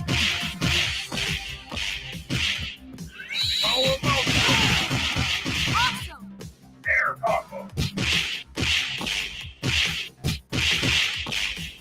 Reptile storm!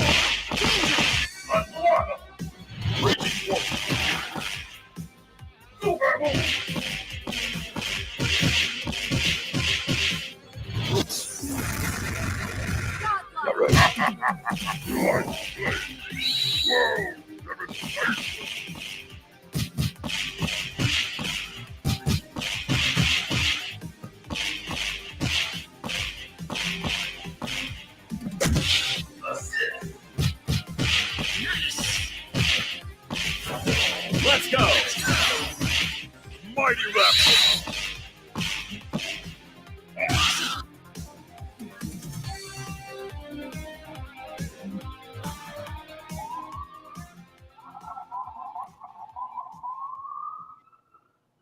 Well, if there was ever an 80s montage, that would be it. That was knockoff Battle for Imagination. Again, look, Joe showed me this, and I'm like, okay, this is interesting. But am I the only one that saw a little bit of Play Fighter in that? It looked like Celebrity Deathmatch meets what was the superhero team of like action figures Nickelodeon used to run? That felt action team now. Yeah, it felt like a mix of those two. I mean, don't get me wrong. I first time I saw, I'm like, okay. I like the fact that it's different. I like the fact that they were very, very careful as far as who they actually used and to make sure it was just enough not to involve the lawyers. But I mean, overall, it looks cool. I can't knock it. But what do you guys think? It's got an 8-character demo out right now. Oh, cool. Did it say for what platforms? Just about everything. Gotcha. But Kira, Tafara, what y'all think? I didn't dislike it. I think it's a very different take on fighting games. I kind of want to play it just to see how mechanics work. It plays like KI. I have not played that. Not gonna hold you. I know. I can't make fun of you. I can't make funny about not watching or playing something. So I'm just like, I had a lot of anger issues and I almost broke my controller. So I was off of video games for a very, very, very, very, very long time. It was like Jane. She has to wear a glove from how much like effort she puts in on her moves. She'll give herself a blister on the finger. Oh no, I would throw things. Sorry. No, understandable. Tafara, what do you think? I mean, first off, bring back demos. Right. But if it's got one out, I might actually go play it just to see. There was very much clearly a knockoff He-Man and what was the shark cartoon? Street Sharks. Street Sharks. There was very much a knockoff He-Man and Street Shark in there. Was that Gundam? Yeah, maybe a knockoff of Voltron or Transformers. That one. Yeah, like I said, they did just enough. They did just enough to avoid the lawyers, because I'm pretty sure if anybody had seen something, they would have done a cease and desist so fast it would have been funny. But no. But the demo is out again. I'm going to have to go look for it and download it because I definitely want to try it because it looks fun. The thing about it is, and I agree with Tafara on this. Bring back demos. What happened? Demos are making a comeback actually because a lot of they're mostly RPG, and that's because what they do is they put out like the first act of the tutorial level, and then when you get the normal game, you get the option to carry over and skip the tutorial level because you've already done it. Yeah, that was Final Fantasy Rebirth. Final Fantasy Rebirth, Metaphor Reinfantasio is doing the same thing. Okay, because that's one thing I was just like, demos used to be their testing. It used to be their testing, it used to be their feedback. It used to be like, hey, do you guys like it? Does it suck? Do we need to disappear for a couple of years? That kind of thing. That's what it used to be. But if it is coming back, cool. Not knocking it. But again, I now have 2 projects after this because apparently the hip hop mashup is still stuck in my head. Thank you for that, Joe. But with that also being said, guys, the last video game review, the trailer we have, we didn't get to this one last week because of Life Be Lifin', but we do have another entry for Fatal Fury called City of the Wolves. If you're like me, you're trying to track down the main theme song for this. SNK has yet to release it. I finally did find the one for Street Fighter V. But anyway, if you haven't seen it, this new character, I'm trying my maturity level. Okay, here, I'll just say it because I have to preface this with the first. It is Kim is the last name, so it's Kim Dong-won. It's because that's an actual Korean name. He's the older twin between him and his little brother, Kim Jae-hoon.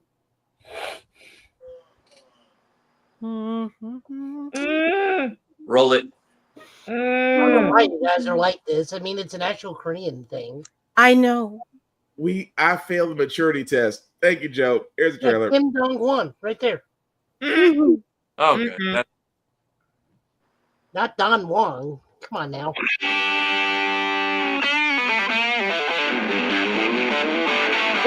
You can be my warm-up. Come on, let's go.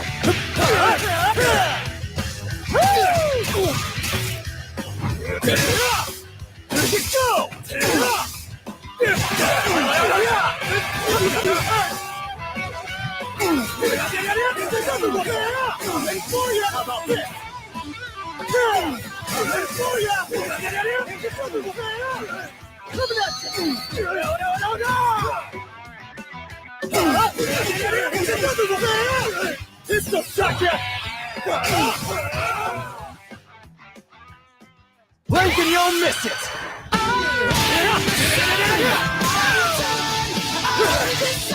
Here we go! Gotta tell ya!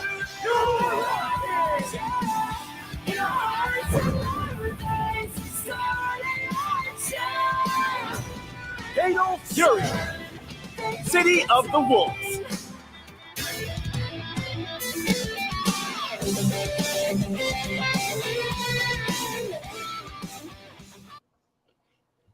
So the main roster only has like 2 more reveals. I'm fairly certain his little brother is going to be one of them, Kim Jae-hoon, who's got the fire.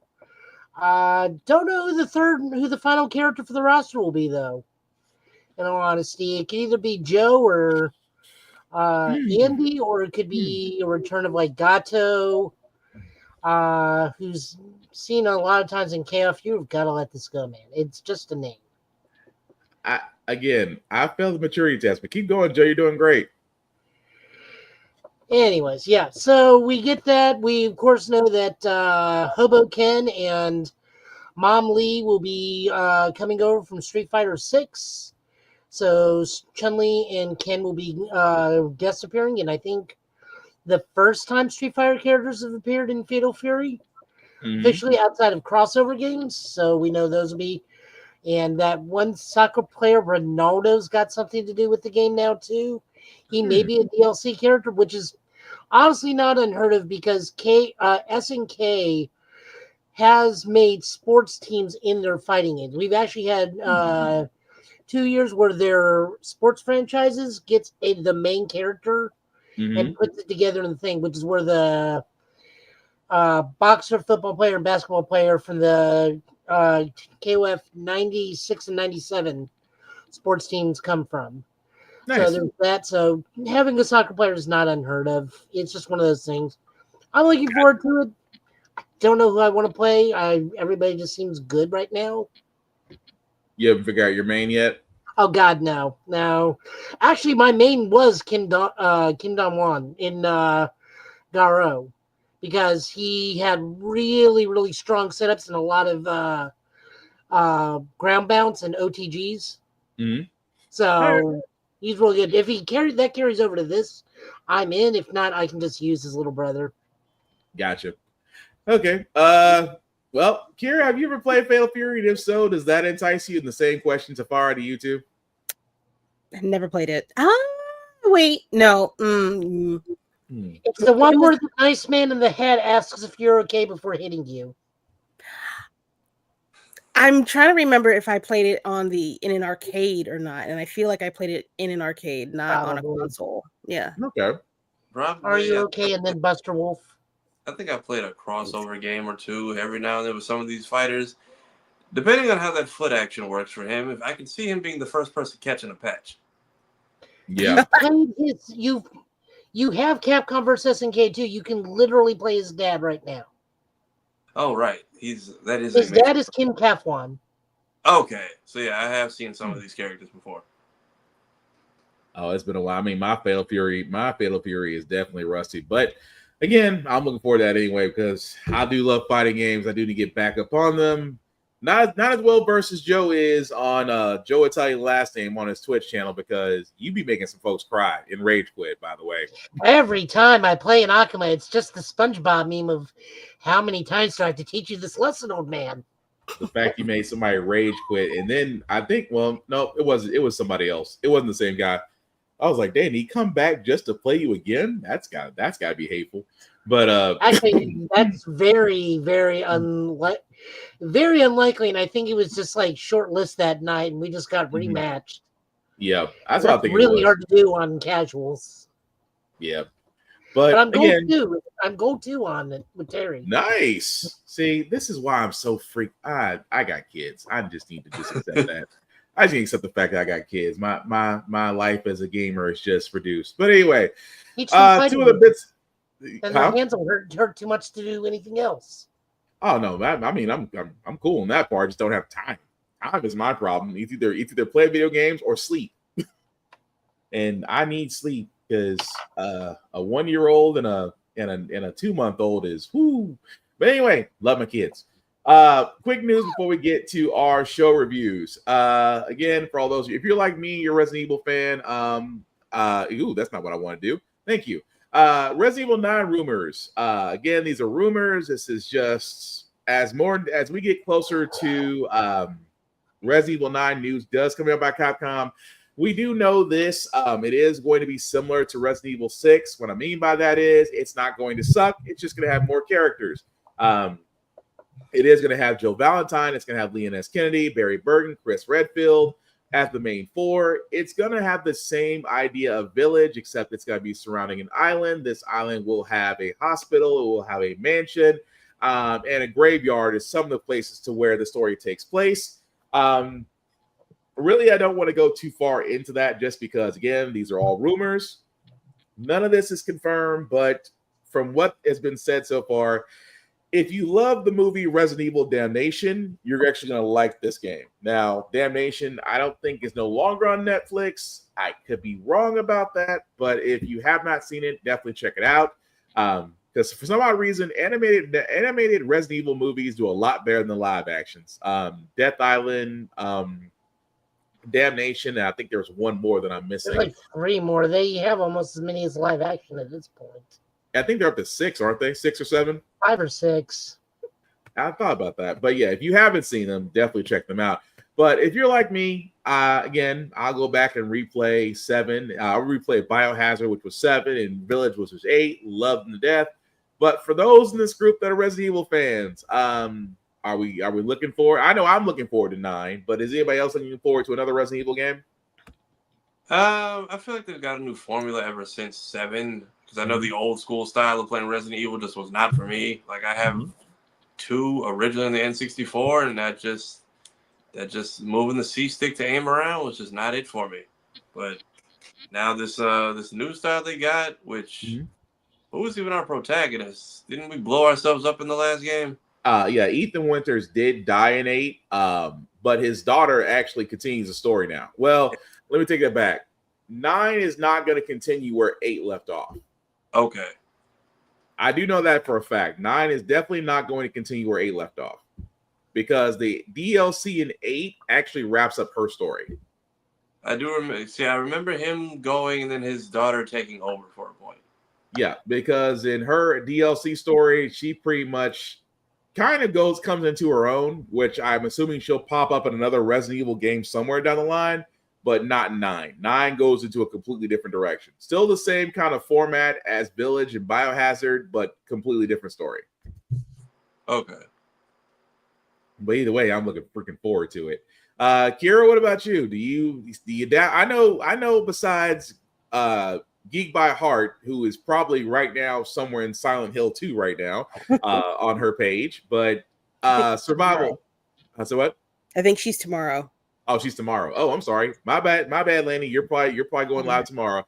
But outside of any, have you dabbled in Resident Evil, or are you kind of like, I'm good? So the thing about me, I can't do horror games. I get immersed with any game in general. I need to sleep at night and not scream like somebody's trying to kill me in the fucking house. So great, looks gorgeous. Not for me. I'll gift you Outlast for your birthday. Oh no! Oh, she will fight you. She will fight you. Don't do it. I was gonna say, please don't give her Outlast. Kira will hunt you down. I won't. I'll say, yeah, no, it's a great game. It will collect dust. Hey, that's like sending her Dead Space. I'm not gonna do that to you. But also, again, with the Nintendo, moving to that one, because again, Nintendo Switch, I should say Nintendo, the the company that loves to steal joy from ROMs, did sit there and say that as we're awaiting news of the Nintendo Switch, that Nintendo Switch Online will be available to the successor Nintendo Switch as well, including its compatibility with the original Nintendo Switch, with the original Nintendo Switch. Now, what does this basically mean?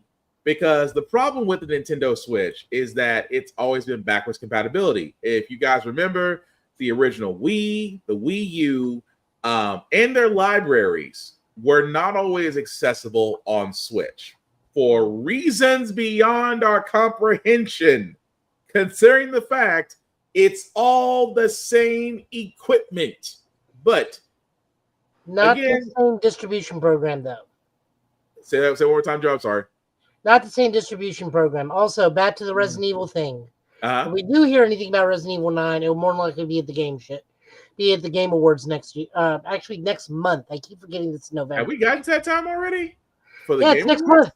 Everyone's thinking that everyone's assuming Helldivers is going to introduce the new enemy at the Game Awards. So now's the time to start speculating. Oh yeah, the not quite Protoss. Yeah. Holy crap! I forgot about the Game Awards in December. Damn, you are 100% right. Damn, I did forget. So on to this one. Remember the Nintendo store we have now is not the same Nintendo store we had back on that kind of shop because we didn't have my Nintendo accounts. True. That we have to like back up stuff. So like even my Japanese account picks up because it's a my Nintendo account. Yeah. It's a whole different point of sale distribution system, which is probably why they are more backwards compatible.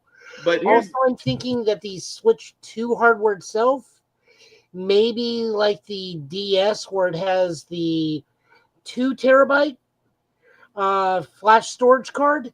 Where but they're all working. Yeah, but it's all working off nano SDs though. It's still nano. Maybe a different style. Because that's the thing. But that's the thing that's always bothered me. It's just like outside of the Wii and Wii U, because they use the UMD disc. They're not okay. That I get. That's coding. That's a whole nother problem. But if you look at 3DS, if you look at the original Switch, it's like that's all nano. So technically, that's the same code that all 3 machines can run. But if you're able to put these things on the Switch channel and the Switch can run them, why is still backwards compatibility a problem is what I'm getting at. Well, Nintendo doesn't like to archive, and you know that. Nintendo doesn't like to do a lot of things.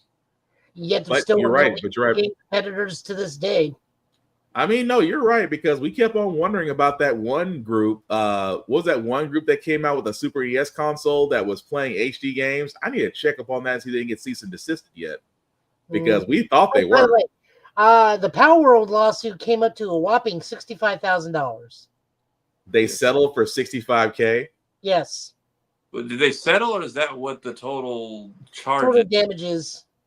Yeah, the total damages is $65K for patents they made after Power World came out. Ah. I hope they get countersued and lose. Or I was like, for $65K, either. You would think for $65K for the Nintendo, was it Pokemon company, Nintendo company, both sued Power World. I think it was a joint collaboration on that, and only getting $65K. That sounds like they didn't have much to go off of. It sounds like a settlement. Apparently, so they it's a whole lot of yen, but then when you translate the cost in American, they claim this has robbed them of $65K. When it's just like, no, you don't really have ground to stand on. Mm-hmm. Only stand to lose from this. And I hope here it is. You got Go it. for it. Go ahead. No, I don't have the. I ain't got anything. I'll go for it. This is from Engadget. A press release from the studio issued on Friday said Nintendo and Pokemon Company both won 5 million yen each plus late fees for a grand total of 10 million yen or $65,700 in damages apiece. So they settled for 65. So they settled for 130. Well, that's what they want. Apparently. I have a question. Are the Power World people like making a grip of money or not? I think they made a decent chunk of change, and they have a decent player base. Yeah, I Especially now they're mean, getting added to another console soon. right. Because I feel this feels like a number for how much the company is worth that made it. Well, as of about last week, they grossed over $442 million. Something's wrong. Mm-hmm. Nintendo's doing something funny.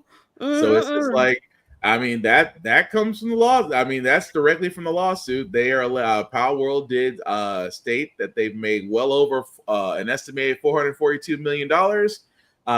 That only had a development cost of $7 million. Well, it says here they were only found at fault for basically copying 3 patents. Mm-hmm. One of which is the tossing of a spherical capturing device. Yeah. Or a red and white spherical capturing device. So all they got to do is change it to a blue and orange square, and later on down the road, they're good. I mean, but no, go ahead, Kara. I mean, I don't know anything about patent law, but they made those patents or filed them after the game came out. Mm-hmm. What the fuck? Like, why would you? How does that work? Japan has a bizarre legal system where you are guilty and you have to prove yourself innocent rather than the other way around. So, but in the grand scheme of things, if you made well over 400 million and you only had to squeak out 130K, that's not bad. If you really think about it, Nintendo realizes they can't get them on anything more than those 3 things, so they're just going to get what little money they can. Yeah. I mean, that's the way I look at it, because I'm just like, if Power World will still continue because folks still play it. So, I mean, but if Nintendo, all they're going to get out, if Nintendo and the Pokemon Company are all going to get out of this is $65K a piece, hey, man, cut your losses and move on. We finally found someone that beat the big red monster. It also feels like the amount they're going to get is less than the lawyers that they're employing. I mean, at that point, it's lawyers. I mean, that's just lawyers' fees at that point. You're right. What do you say, Tavara? Basically, like, your legal fees will probably cost more than that. I mean, you're going to take a loss. I mean, you're not going to come out breaking even on this, but no, with Nintendo though, I'm not, how can I put this ever so nicely? The Switch 2 does not give me cause to go out and upgrade my current Switch. And again, I have seen nothing that says otherwise that makes me want to sit there and get it. Most of my games that I love to play are still available to play on the Switch. The Switch channels that I actually have access to still can do, even though I don't listen to Nintendo music, although it's available for anybody that has a Switch account, has a Nintendo account, if you want to listen to certain music. It's fine. And I'm just going to throw this around the room. Even with the backwards compatibility, if it's a thing, would it make you upgrade your Switch to the most next-gen console? Probably not, unless they're planning to switch to some new shape I've never heard of for whatever the game insert is going to be, because at this point, the Switch 2 is such a myth. I'm curious to see what's the difference that you couldn't just make this the original OLED. Mm-hmm. Joe? It doesn't bother me one way or the other. I'm going to end up getting it. I mean, I know I will. This is probably just gonna be like a new version of the DS for the Switch, and just have one port for the top, one port for the bottom. Mm-hmm. I'll be able to port over all my stuff, be able to put in the same memory card, still have all of it over there. It doesn't bother me too much. Okay, Kara? Meh. I still haven't been convinced to buy the first Switch, so I'm not spending money. I mean, I would, if I was going to spend my money, it would be the 2, but it's only because I didn't buy the first one. It's the only reason why I buy 2. If you're a big RPG player, that's why you get the Switch. Speaking of which, let's segue into Mario Luigi. Yep, because I haven't played it. I know Joe has. Joe, I know you've played Mario Luigi's Brothership. So I played a good 7 hours. I am on my way to the first. I did my first boss battle, and on my way to the first big area. I've had fun with it. There are some complaints where people are saying it kind of takes away some of the combat system. I find the combat system a whole lot of fun. Luigi's really funny in this one because he has more to do in the game mechanically than he has in the previous ones. Okay. Like you can send him out and he'll do like little tasks on his own, like go gather coins or go gather spirits. In the boss fight, they have what's called Luigi logic, where he'll use something in the background when prompted to help you fight the boss for like a move. So it's not like an assist, but something that you can kind of allow the CPU to do. Like you control both of them as you used to. A and B are jump, X and Y are hammer, as they are in all the Mario and Luigi. But the gimmick this time around is Luigi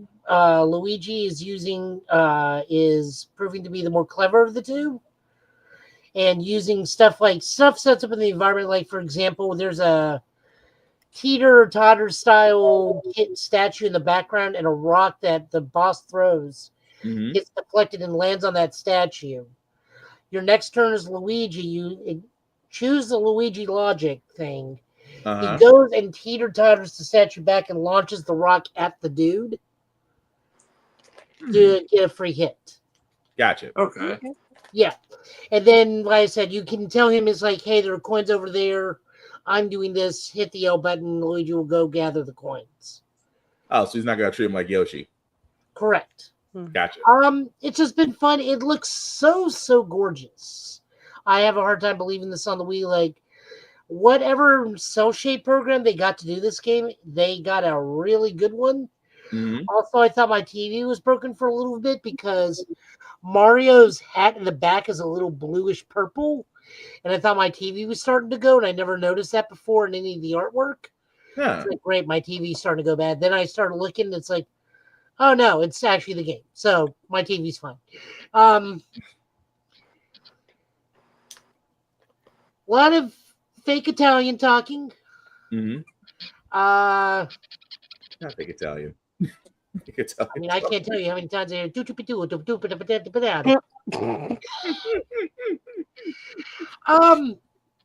two like the game. I will say the thing is they really like to talk a lot, and these two don't talk a lot. But the game loves to have a lot of dialogue. You have your little guide, Oinklet, which is a cross between a pig and an electrical socket, because we're in like a realm where everyone's like electrical based. So like all these beings are what's called sockets. Like everyone looks like a wall socket. Nice. Whole big thing. Even though he's not a pig. He goes out of your way to let you know he is not a pig. I called Oinklets and saying oink in his things. Damn. But no, I've had a really fun time. It's 7 hours in. I'm on to the first big main island. I've already got 3 small islands, doing side quests, got the hammers. It's been very enjoyable. Cool. Before we move on to our video game reviews, I know Tafari, you were playing Sonic Shadow Generation, sir. How you liking it? I think I see where the minus points came in, because for the Sonic part, what the fuck was that final boss fight? Y'all had like 10 years to fix it, and there's certain part, like I just got my controller back from getting drift, and I thought it was broken again. The shadow portions though are absolutely beautiful. Like there's certain things that they fixed and added in there that I'm just like, why didn't y'all put this in the? Because they cleaned up the Sonic Generations part a bit. Like y'all could have carried this over there, which. But Sonic Generations was fun. Shadow I'm loving so far because it's opening up a new part of the story, touching a little bit on more of the Black Arms and Black Doom and his origins, as well as like instead of going like side scroller like they did for Sonic's part, it's actually more like an open world. Like it's very much. And maybe this is just the drought talking. It's almost like Scala from Kingdom Hearts 3, like that flat world where you find out everything originated from. But as you like get through the level, you gain more of these powers that you may or may not were supposed to have originally. You find out, and then the world starts becoming more colorful, and you finding more of these like statues, and it's it's very interesting. It's a unique take on the character, and I like what they're doing with it because they're clearly after Frontiers, they're clearly trying to set up like a definitive canon now, and this feels like it's geared towards that. Also, I don't see how Mario and Luigi got a 5 by IGN, but that's here or there. It's IGN. Well, it's IGN. I also know some of the European people kind of gave it a low score. And it said the combat is not what it used to be, is what's getting a lot of people. I really enjoyed it. It's a little bit more simplistic, but still enjoyable. But people are still wanting that old school hardcore rhythm based combat they had in the older games. Yeah, I just played the first one, and I'm like, I didn't even know some of the combos could be extended multiple times. But after that, it's like, it's the timing and then the input. It can be a bit much. I had like two. It's much more forgiving in this one.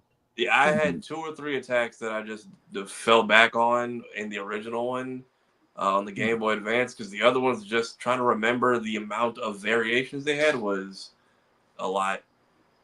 Interesting.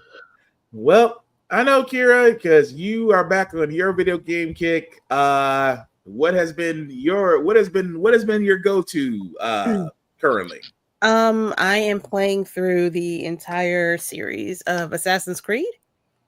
I'm up to number 3, and I'm having a good not number 3.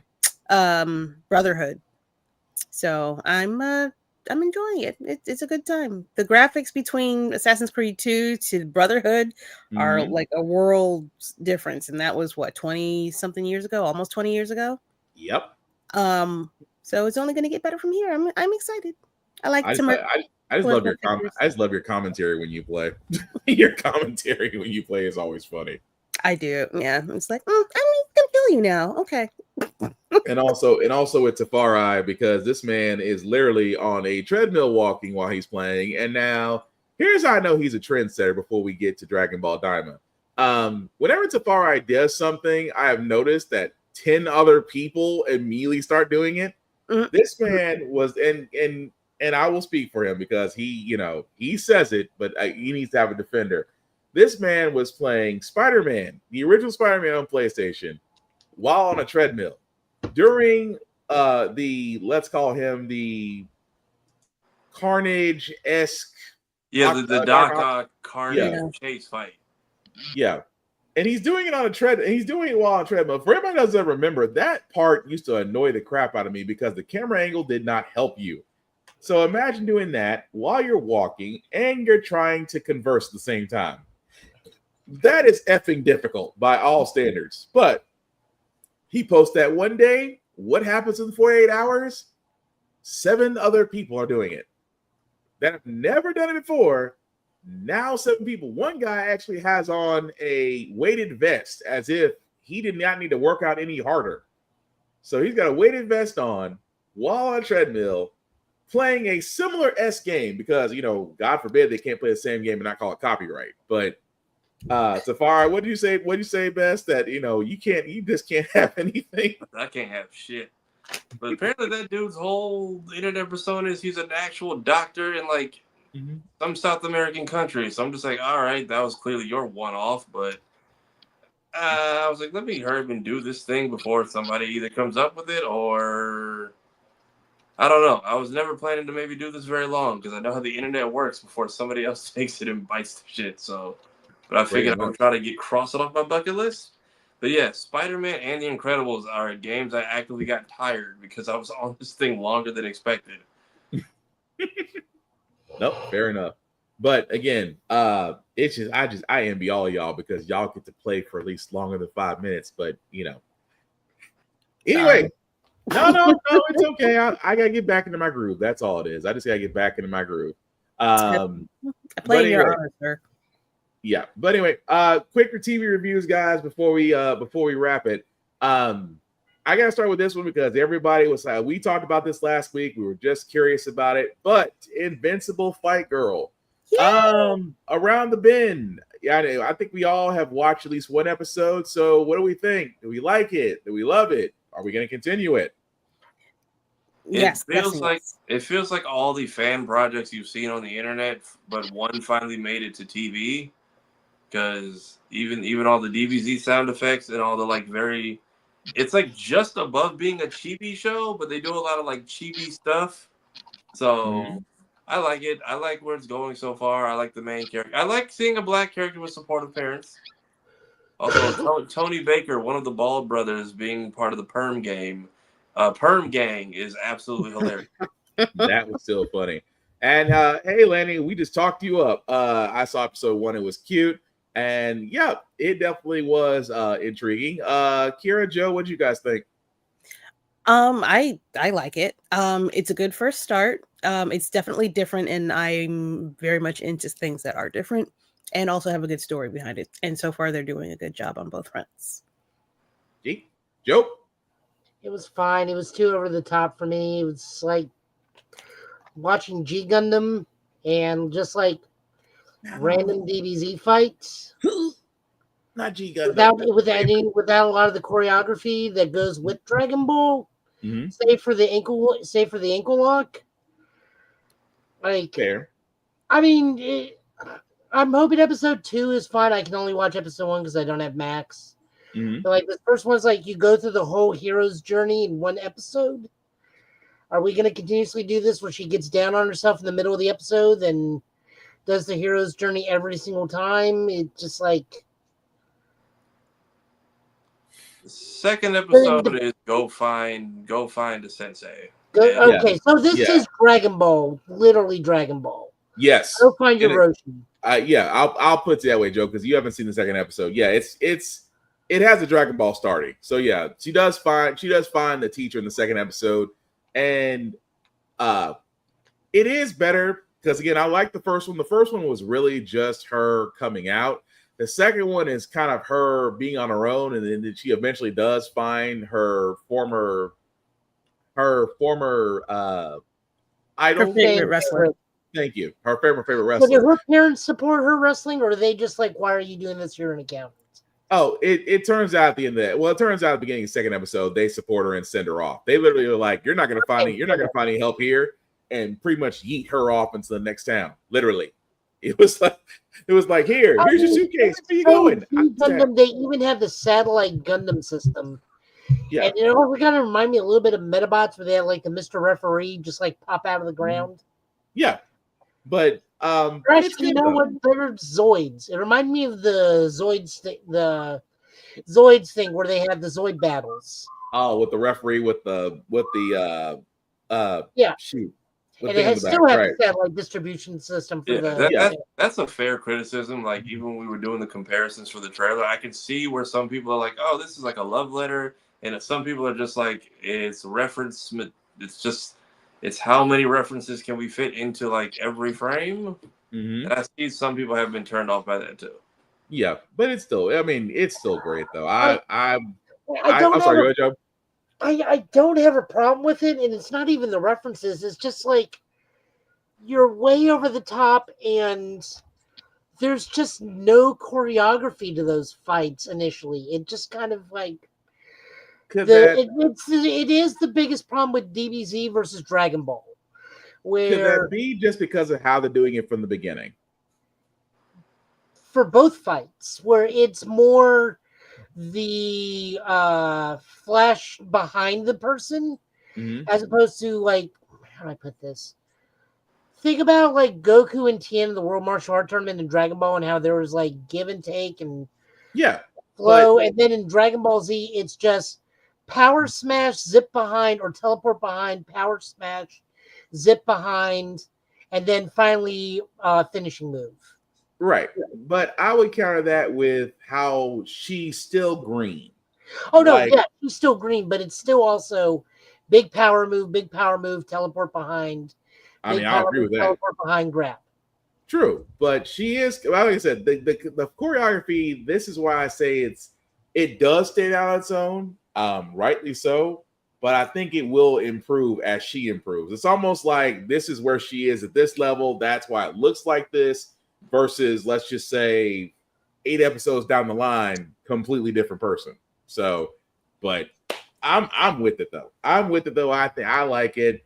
I can't knock it just because I already like the characters so far, especially the Busters. Like Busters I said, doing the hero's journey in a single episode seemed really weird to me.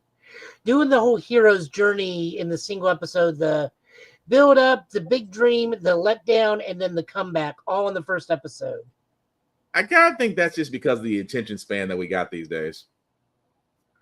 I'm like, if you don't, I just don't want that to be the formula for a while, where it's like, oh, I get the master, I build myself up. Oh, I can't do the training. Oh, the training I did paid off. Oh no, it's not going to be that. That I don't think it is. I mean, that I think that again, like, I've only seen episode 1, so I can't speak. Right, you've only seen episode. That's what I'm saying. Yeah. That's like I that's what I'm saying. They've seen the formula a lot and they wanted to try something different, but we'll see how it plays out. That's why I think it's going to be way different because I mean it's given a little bit of Moon Girl Devil Dinosaur, which again I hate the fact that series is canceled, but yep, that did not need to be canceled.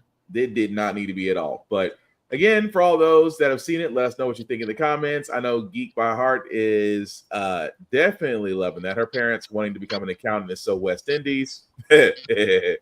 I'll take your word for it on that one. Although I will say there is one positive thing. Go for it.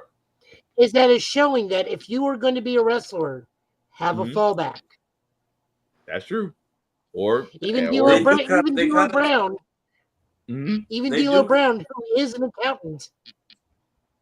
That is true. They do kind of touch on that in episode 2. They very much have the "how could you give up on your dream" speech, and some of them are like, "Hey, chasing that will get some of us killed, and we're happy to realize that before it actually did." And for some people, that's okay too, which is a unique take on the whole "gotta be the best, defeat the rest" trope.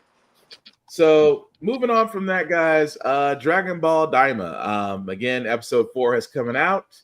What do we think? Because I'm still waiting for. I know for me, it's like, yeah, it's enjoyable. Yes, Goku had a few fights. I'm still waiting for what actually draws me in.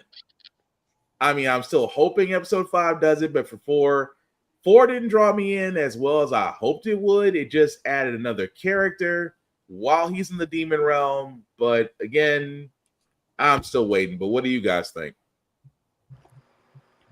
We're talking about 4 or 5? Because the one that dropped. Oh, sorry, 5. Sorry, 5. 5. Sorry. Okay. Nice to see that they're taking care of Baby Dende. That's very polite of them. I'll give them that much. Also, we know that you can go Super Saiyan as a 6-year-old. Yeah.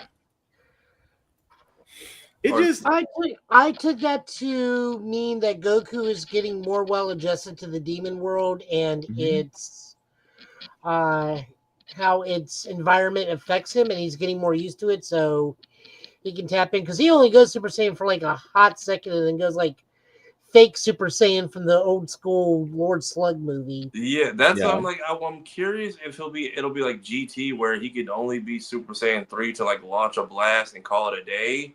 Yeah. Or kind of like how Vegeta, if you ever in the manga, when he fought Black, he was red whenever he was like going for the hit. He would switch to blue whenever he was landing the blow, and he kept shifting back. But because it's not in color, so I'm curious to see if they do something like that with his transformations here. Yeah, Kira, what do you think? I'm still on the fence with it. I don't hate it, but I'm also like, if I miss like 2 or 3 episodes of it, I'm not sad. It feels like this is going to end up being like some really long hyperbolic time chamber for Goku in order to make him stronger when we need him on Earth, when he gets to be an adult size again. Also, I feel like he hasn't said that he doesn't have his powers, right? They just made their bodies small. They're not actually 6. This is the youngest. The young version. It's I'm sorry, go ahead, Joe. They are physically 6 and 9-year-olds. Right. But still have their full grown-up mentality. But for like, but their powers, I don't think they specify. I don't think Goku can physically become Super Saiyan 3 because of the strain on a physical body. Which they even say that in old school Z. It's like, this like just murders my body to become 3 because I only did it with a angel body. Right. So the physical strain is probably too much on him. I can see him probably going Super Saiyan 1 and 2, but probably not 3. And I'm going to guess this is going to be a 2-season thing or a 4-season thing. I don't know if this is going to be, what did they say this was? 24, 26? Pretty much. I think 26 episodes. I hope we don't get to 2 12-episode cores. Just let it go and be done. No, I do see this going in like at least 2 seasons, and it's going to be 12 episodes, get to the Dragon Ball fight. 12 episodes, get to the Dragon Ball. Next Kingdom, get to the Dragon Ball fight. Mm-hmm. Next Kingdom, get to the Dragon Ball fight, and then whatever the big bad is in the finale. Because we are working in a like actual time scale, because this happened 6 months after Boo. Mm-hmm. Then we got to get to a certain level of like whatever's going on, because then we got the Beerus movie right after this. Right. So they can't do anything too crazy because they are working within 2 time periods. Yeah. I'm waiting for them to work the main cast back into here somehow. That's my biggest thing. Yeah, that's my biggest thing. Is I love that new dude who's just like ballerina in the back, Tibbs or whatever. Mm-hmm. It's like I need you to go get this dude. It's like, do I really need to? Mm-hmm. It's like, yeah. It's like, fine. And then we had the Demon Realm, Chi-Chi, and Ox King, basically. Yeah. See, that's I did love that, where it's like, I'll let you marry my daughter. It's like, I'm already married with children. Yeah, it's just that like I said before, I know it's building to something. It's just like I'm telling you, Orio's the illegitimate son of Dabra. Because they already know he's lying about something. Yeah, but it's just like whatever it needs to pick up. And I mean, like, hopefully with the next episodes or not. This is Dragon Ball. Just keep that in mind. Yeah, but Dragon Ball. But also as comparison though. But also as comparison, Dragon Ball episode 5 had me hooked. Same with Z and Super. So it's just like I get that Toriyama's final act. I get that he wants to tell a story, and maybe it might take a while for me to get there. That's what I'm just saying. I'm still holding out hope it's going to be something. I just hope by like, come on now, we're on 5, and I'm still hoping for. Say what? I know why Dragon Ball episode 5 grabbed you. That was the first big fight between Goku and Yamcha. Well, actually, getting Yamcha's ass getting kicked was still funny as hell to me. No, he won that fight. Did he? I thought it was more of a. He legitimately won that. The first fight Goku has with Yamcha wins. Oh, right, because he didn't understand Wolfang Fist until like half a second later. Yeah, that's what it was. Yeah. I had to think about that for a second. Yeah, because he didn't understand Wolfang Fist until halfway through the episode. So no, you're right. But no, it's just like I said, just want to give it time. And if I had to give it time, cool. But it's just like, give me something after 5 episodes, something that makes you want to sit there and go, okay. This is Dragon Ball meets Dragon Quest. Okay, fair enough. I'll give you that comparison. I mean, we got our adventurer, our ranger, our medic, which is Shin. Yeah. He can heal people, and now we got our mechanic. Even better, think Chrono Trigger. Ooh, we're not going back in time or anything, but I mean, it works. I see what you're going with that one. It works, but you were better off with the Dragon Quest. The Dragon Quest made also a Dragon Quest analogy, because I mean, we got Artifice and whatnot, and then we got the B team coming with the mechanic, whatever Piccolo wants to be, the Mystic or the Sage, and then whatever, and then we'll just make a Vegeta its own Dragon Quest class, the Vegeta. Fair enough. Well, Joe, I'm gonna let you have this one too, because I have to catch up on Star Trek Lower Decks. I know you have been watching the final season, sir. So what do you want to add to this? And also, I'm sorry, Tafari, Kira, if you've seen it, also give your thoughts on this too. I need to catch up. Same. Kapla! It was a giant Klingon episode. It was hilarious. So much honor, so much trials, so much backstabbing for honor. Also, Dr. Miglimo, the B story was like really, really not great at all. Mm-hmm. So Dr. Miglimo's people came on and they were like taste snobs that have critiqued themselves into a bland palate so they can't taste anything. But the best part was easily Mariner and Boimler. And apparently Boimler knows a lot about Klingon tradition and history. Mm-hmm. To where every other person's like, why does the small one know so much? Hmm. No, it was just a fun episode. You get to re-meet Targ, I think, from the last season. The one where Mariner got like put on that planet with all the other different alien species. Okay. Yeah. So, no, this was a fun episode, especially if you're a big Klingon fan. I had a great time. The B story was just crap, but the A story was really, really fun. Okay, cool. I got to catch up because I keep on saying, since I have all this wonderful time of sitting down, waiting for babies to go to sleep, that would be a perfectly good time to watch Lower Decks. So I'm definitely going to make it a point to Invincible catch Fight up. Girls on Hulu. Say what? Okay. Invincible Fight Girls on Hulu, so I can watch it. Yeah. Oh, good to know because Hulu and Max because before Disney buys everything. WB, advertise your stuff. Damn. Right. Yeah, I was gonna try and pirate the second episode. Then it's just like, watch it now on Hulu. It's like, I can do that. Well, because even the commercials say Adult Swim and next day on Max. If it's right, on Hulu, they just don't bring it up. Maybe because it's Disney owned. I don't know. I'm gonna leave it be. This is Joe going to check right now. But yeah. But with that being said, guys, we're definitely going to go ahead and wrap this up. So, but as we do this, because I'm going to basically do the same thing to her that Chris does to her on our other show. Hate it. Go ahead, Kira. Hi. You can find me at all of the social sites over here. I am going to be streaming. I'm newish to streaming, but not gaming. I stream on Fridays at 7 p.m. Eastern Standard Time, and I have my show with Navy Montel, Reverend Navy to some of you, on Sundays at 7 p.m. Eastern Standard Time. We talk about indie comics, Black-centered comics as well, and sometimes we voice act them out online, and we have guests from some of those comics as well. It's a good time. You should stop by. Okay, bye. Oh, the acting out of the comic lines is always my favorite.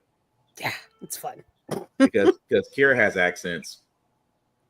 Oof, God, some of them are actually not terrible.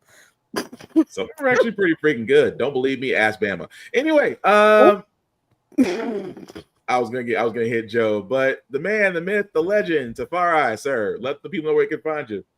So you can find me on all platforms underneath this name. I try to just post regularly. October was pretty much me burning through just a back catalog of ideas I've been sitting on for years now.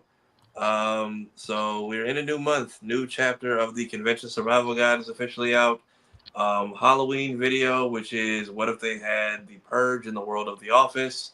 And then I'm gonna try to move to streaming, multi-streaming on more, because what is it? Stream Labs gives you 2 free, and then you gotta pay. And I missed the damn $6 deal. So YouTube, Twitch, TikTok, YouTube. I'm usually streaming. I do my walk and talk streams, which is running through my retro catalog while I am on a walking pad and shooting the shit with y'all. It's a fun time. And if y'all see me raging, I start getting tired. It's a triple tap challenge of interesting things. Sweet. Joe, want to let people know what they can find you, sir? You can usually find me over at Total Justice Gaming right now, streaming almost 3 to 4 hour streams of Mech Warrior clans. We're going to be wrapping that up. I don't know what giant robot game I'll go to next, but it's been fun. I've been blowing things up with various multicolored lasers of destruction and numerous missiles raining down on things. So much fun. Even though I know what happens to Clan Smoke Jaguar, it's not great. Other than that, you can see me and Tafari over on Show a Guy Joe, my other YouTube channel where we look at tokusatsu stuff. We watch Ultraman weekly. We MST3K it. We got a humdinger of an episode this week. because it's kind of drawing on samurai period pieces to go with it. We finally got the name of our big bad. We start setting up for that final arc. And if I can get time to play Street Fighter, it's over on Twitch. Joe Italian last name. I have way too many handles. If I'm not, you can't find me anywhere. It's because I'm playing on my Switch because I don't stream on this thing because I don't have money for an Elgato to capture anything in these streaming devices. And I'm playing Mario and Luigi. Other than that, work and sleep. Work and sleep all the time. There will be news of a free fighting game tournament I am helping run in some point in this month in conjunction with the FRIST promoting the Japanese art exhibit going on right now called Myth to Manga. We're holding, I think, a Smash and Street Fighter tournament. Nice. I will have more news on that once we get to it. Just a lot of the API crew is doing a lot of stuff right now to help out with the current situation. And then once we get everything solidified, we'll have more news on that. All right, sweet. And we will definitely post that here once he has that. So before I get to myself, shameless plugging as usual, I do want to shout out Geek by Heart, who is getting geared up for her streaming tomorrow. I apologize, Laney, I'm a little bit early. You can definitely check her out at her YouTube page that is ran by her and her husband, Jay, Geek by Heart. As you can see, guys, have definitely, we usually call her the Griot Horror on our Blurred's Eye View channel, but lately she has been on a gaming tear. She has conquered Silent Hill. I think she's still playing Legend of Zelda Echoes of Wisdom at this point. Mm-hmm. But definitely check her out, Geek by Heart, on YouTube. And also like, share, and subscribe. We certainly appreciate that. Also, guys, check out Rick's Comic City. Again, Nashville's #1 place to go to for comic books, for mangas, for collectibles. You name it, they got it, all things pop culture. Definitely check them out at the locations, Nashville and Clarksville, Tennessee, or their website at rickscomiccity.com. Why do we support them? Because you see us on their television. So definitely let them know the guys at Get Bit sent you. It doesn't get you discounts, but hey, they show us love, but we show them love. So definitely check them out there. Also, I cannot say enough about BlurStation.com. We have been saying this, myself, Kira, Tafari, Fury, Geek by Heart. I can keep going down the list of all our podcast brethren that have talked about this, because we've always wanted a place for our content, for our viewership, and especially our dollars to go back to us. Mm-hmm. Tubi is great, but Tubi is also owned by the same guy that owns Fox. Tubi is well worth over $100 million and climbing at this point. Why? Because of our viewership. That money should basically go to us. And BlurStation is one of the many vehicles that can do that. So with that being said, definitely go to BlurStation.com. If you like what you see, hit the Join Now button. And from Join Now, select the Blurred's Eye View Affinity membership. And from there, anybody there under the Affinity Influence Partner, whether it's Chris Fury, Roomful of Blurs, we'll be watching Black Spartan, Safari TV, Navy Montel, or Geek by Heart. We would love it. As it supports the movement. It is, again, $10.99 a month to watch BlurStation. $10.99 a month. You can't beat that with a stick, because I've seen what y'all people pay for Starbucks. Anyway, after 36 months of paying $10.99 a month, you will have the option to own a piece of BlurStation. And I'm sorry, that is the easiest way to own a piece of any media conglomerate, because, again, you can go through E-Trade, you can go through Merrill Lynch, you can go through Prudential if they still do it. It is a lot to get stock in anything media, and at the same time, 36 months of paying $10.99 a month is a hell of a lot easier. So definitely check out BlurStation.com. You will not be disappointed at all, especially when they have coming down the pipe that we can't talk about right now. Also, APR TV, guys. Why do we support APR TV? It's, again, another vehicle that has shows like this one. And, of course, my other show, How the Frack We Got Here, it's also an APR TV. Check out alwayspressrecord.com or APR TV on all apps through the Roku app, because you can see us on your television. You know you want to. Just saying. Now, as for myself, guys, you can find me, Black_Spartan615 on the interwebs. I usually cover a lot of other things. Also, love to talk to people. Just don't be weird. That's all I ask. I don't want to have to block you. I don't have to how to get a Law and Order SVU list going on. Just don't be weird. Be nice. Be kind. Not that freaking hard. At the same time, guys, I will put the link at the bottom where you can actually click on that. There it is. If you actually post and click that link into your browser, take the link to the YouTube and Facebook groups for all the podcasts. Like, share, and subscribe. Reverend Navy said it best. I'm only repeating what he says because he is the Reverend and I'm just a deacon. I just make sure the church gets its money. That's all my job is. So again, guys, a like, a share means everything to us, and subscribe because we're basically trying to build this with you. At the same time, guys, again, please check out Safari TV because I usually point him out number one because the man is the myth, the legend. At the same time, he has a couple of videos out there because we have found out through Reverend Navy, a lot of you guys have never been to cons and would like to go to cons, don't know what to do at cons, don't know how to plan for a con, don't know the behavior of going to a con, don't know what to do post a con. Luckily, Tafari TV has actually created several videos that are available for you to watch that you'll basically get all this wonderful information on how to plan for, what to do, how to enjoy a con, and simply put, let the con goers know what you like so next year is even better because that's what they need, feedback. Outside of that, guys, the only rules that I have are the same rules I have for pretty much in life. Respect the cosplayer at all times. Cosplay is not consent. Please treat people like human beings. It's not that freaking hard.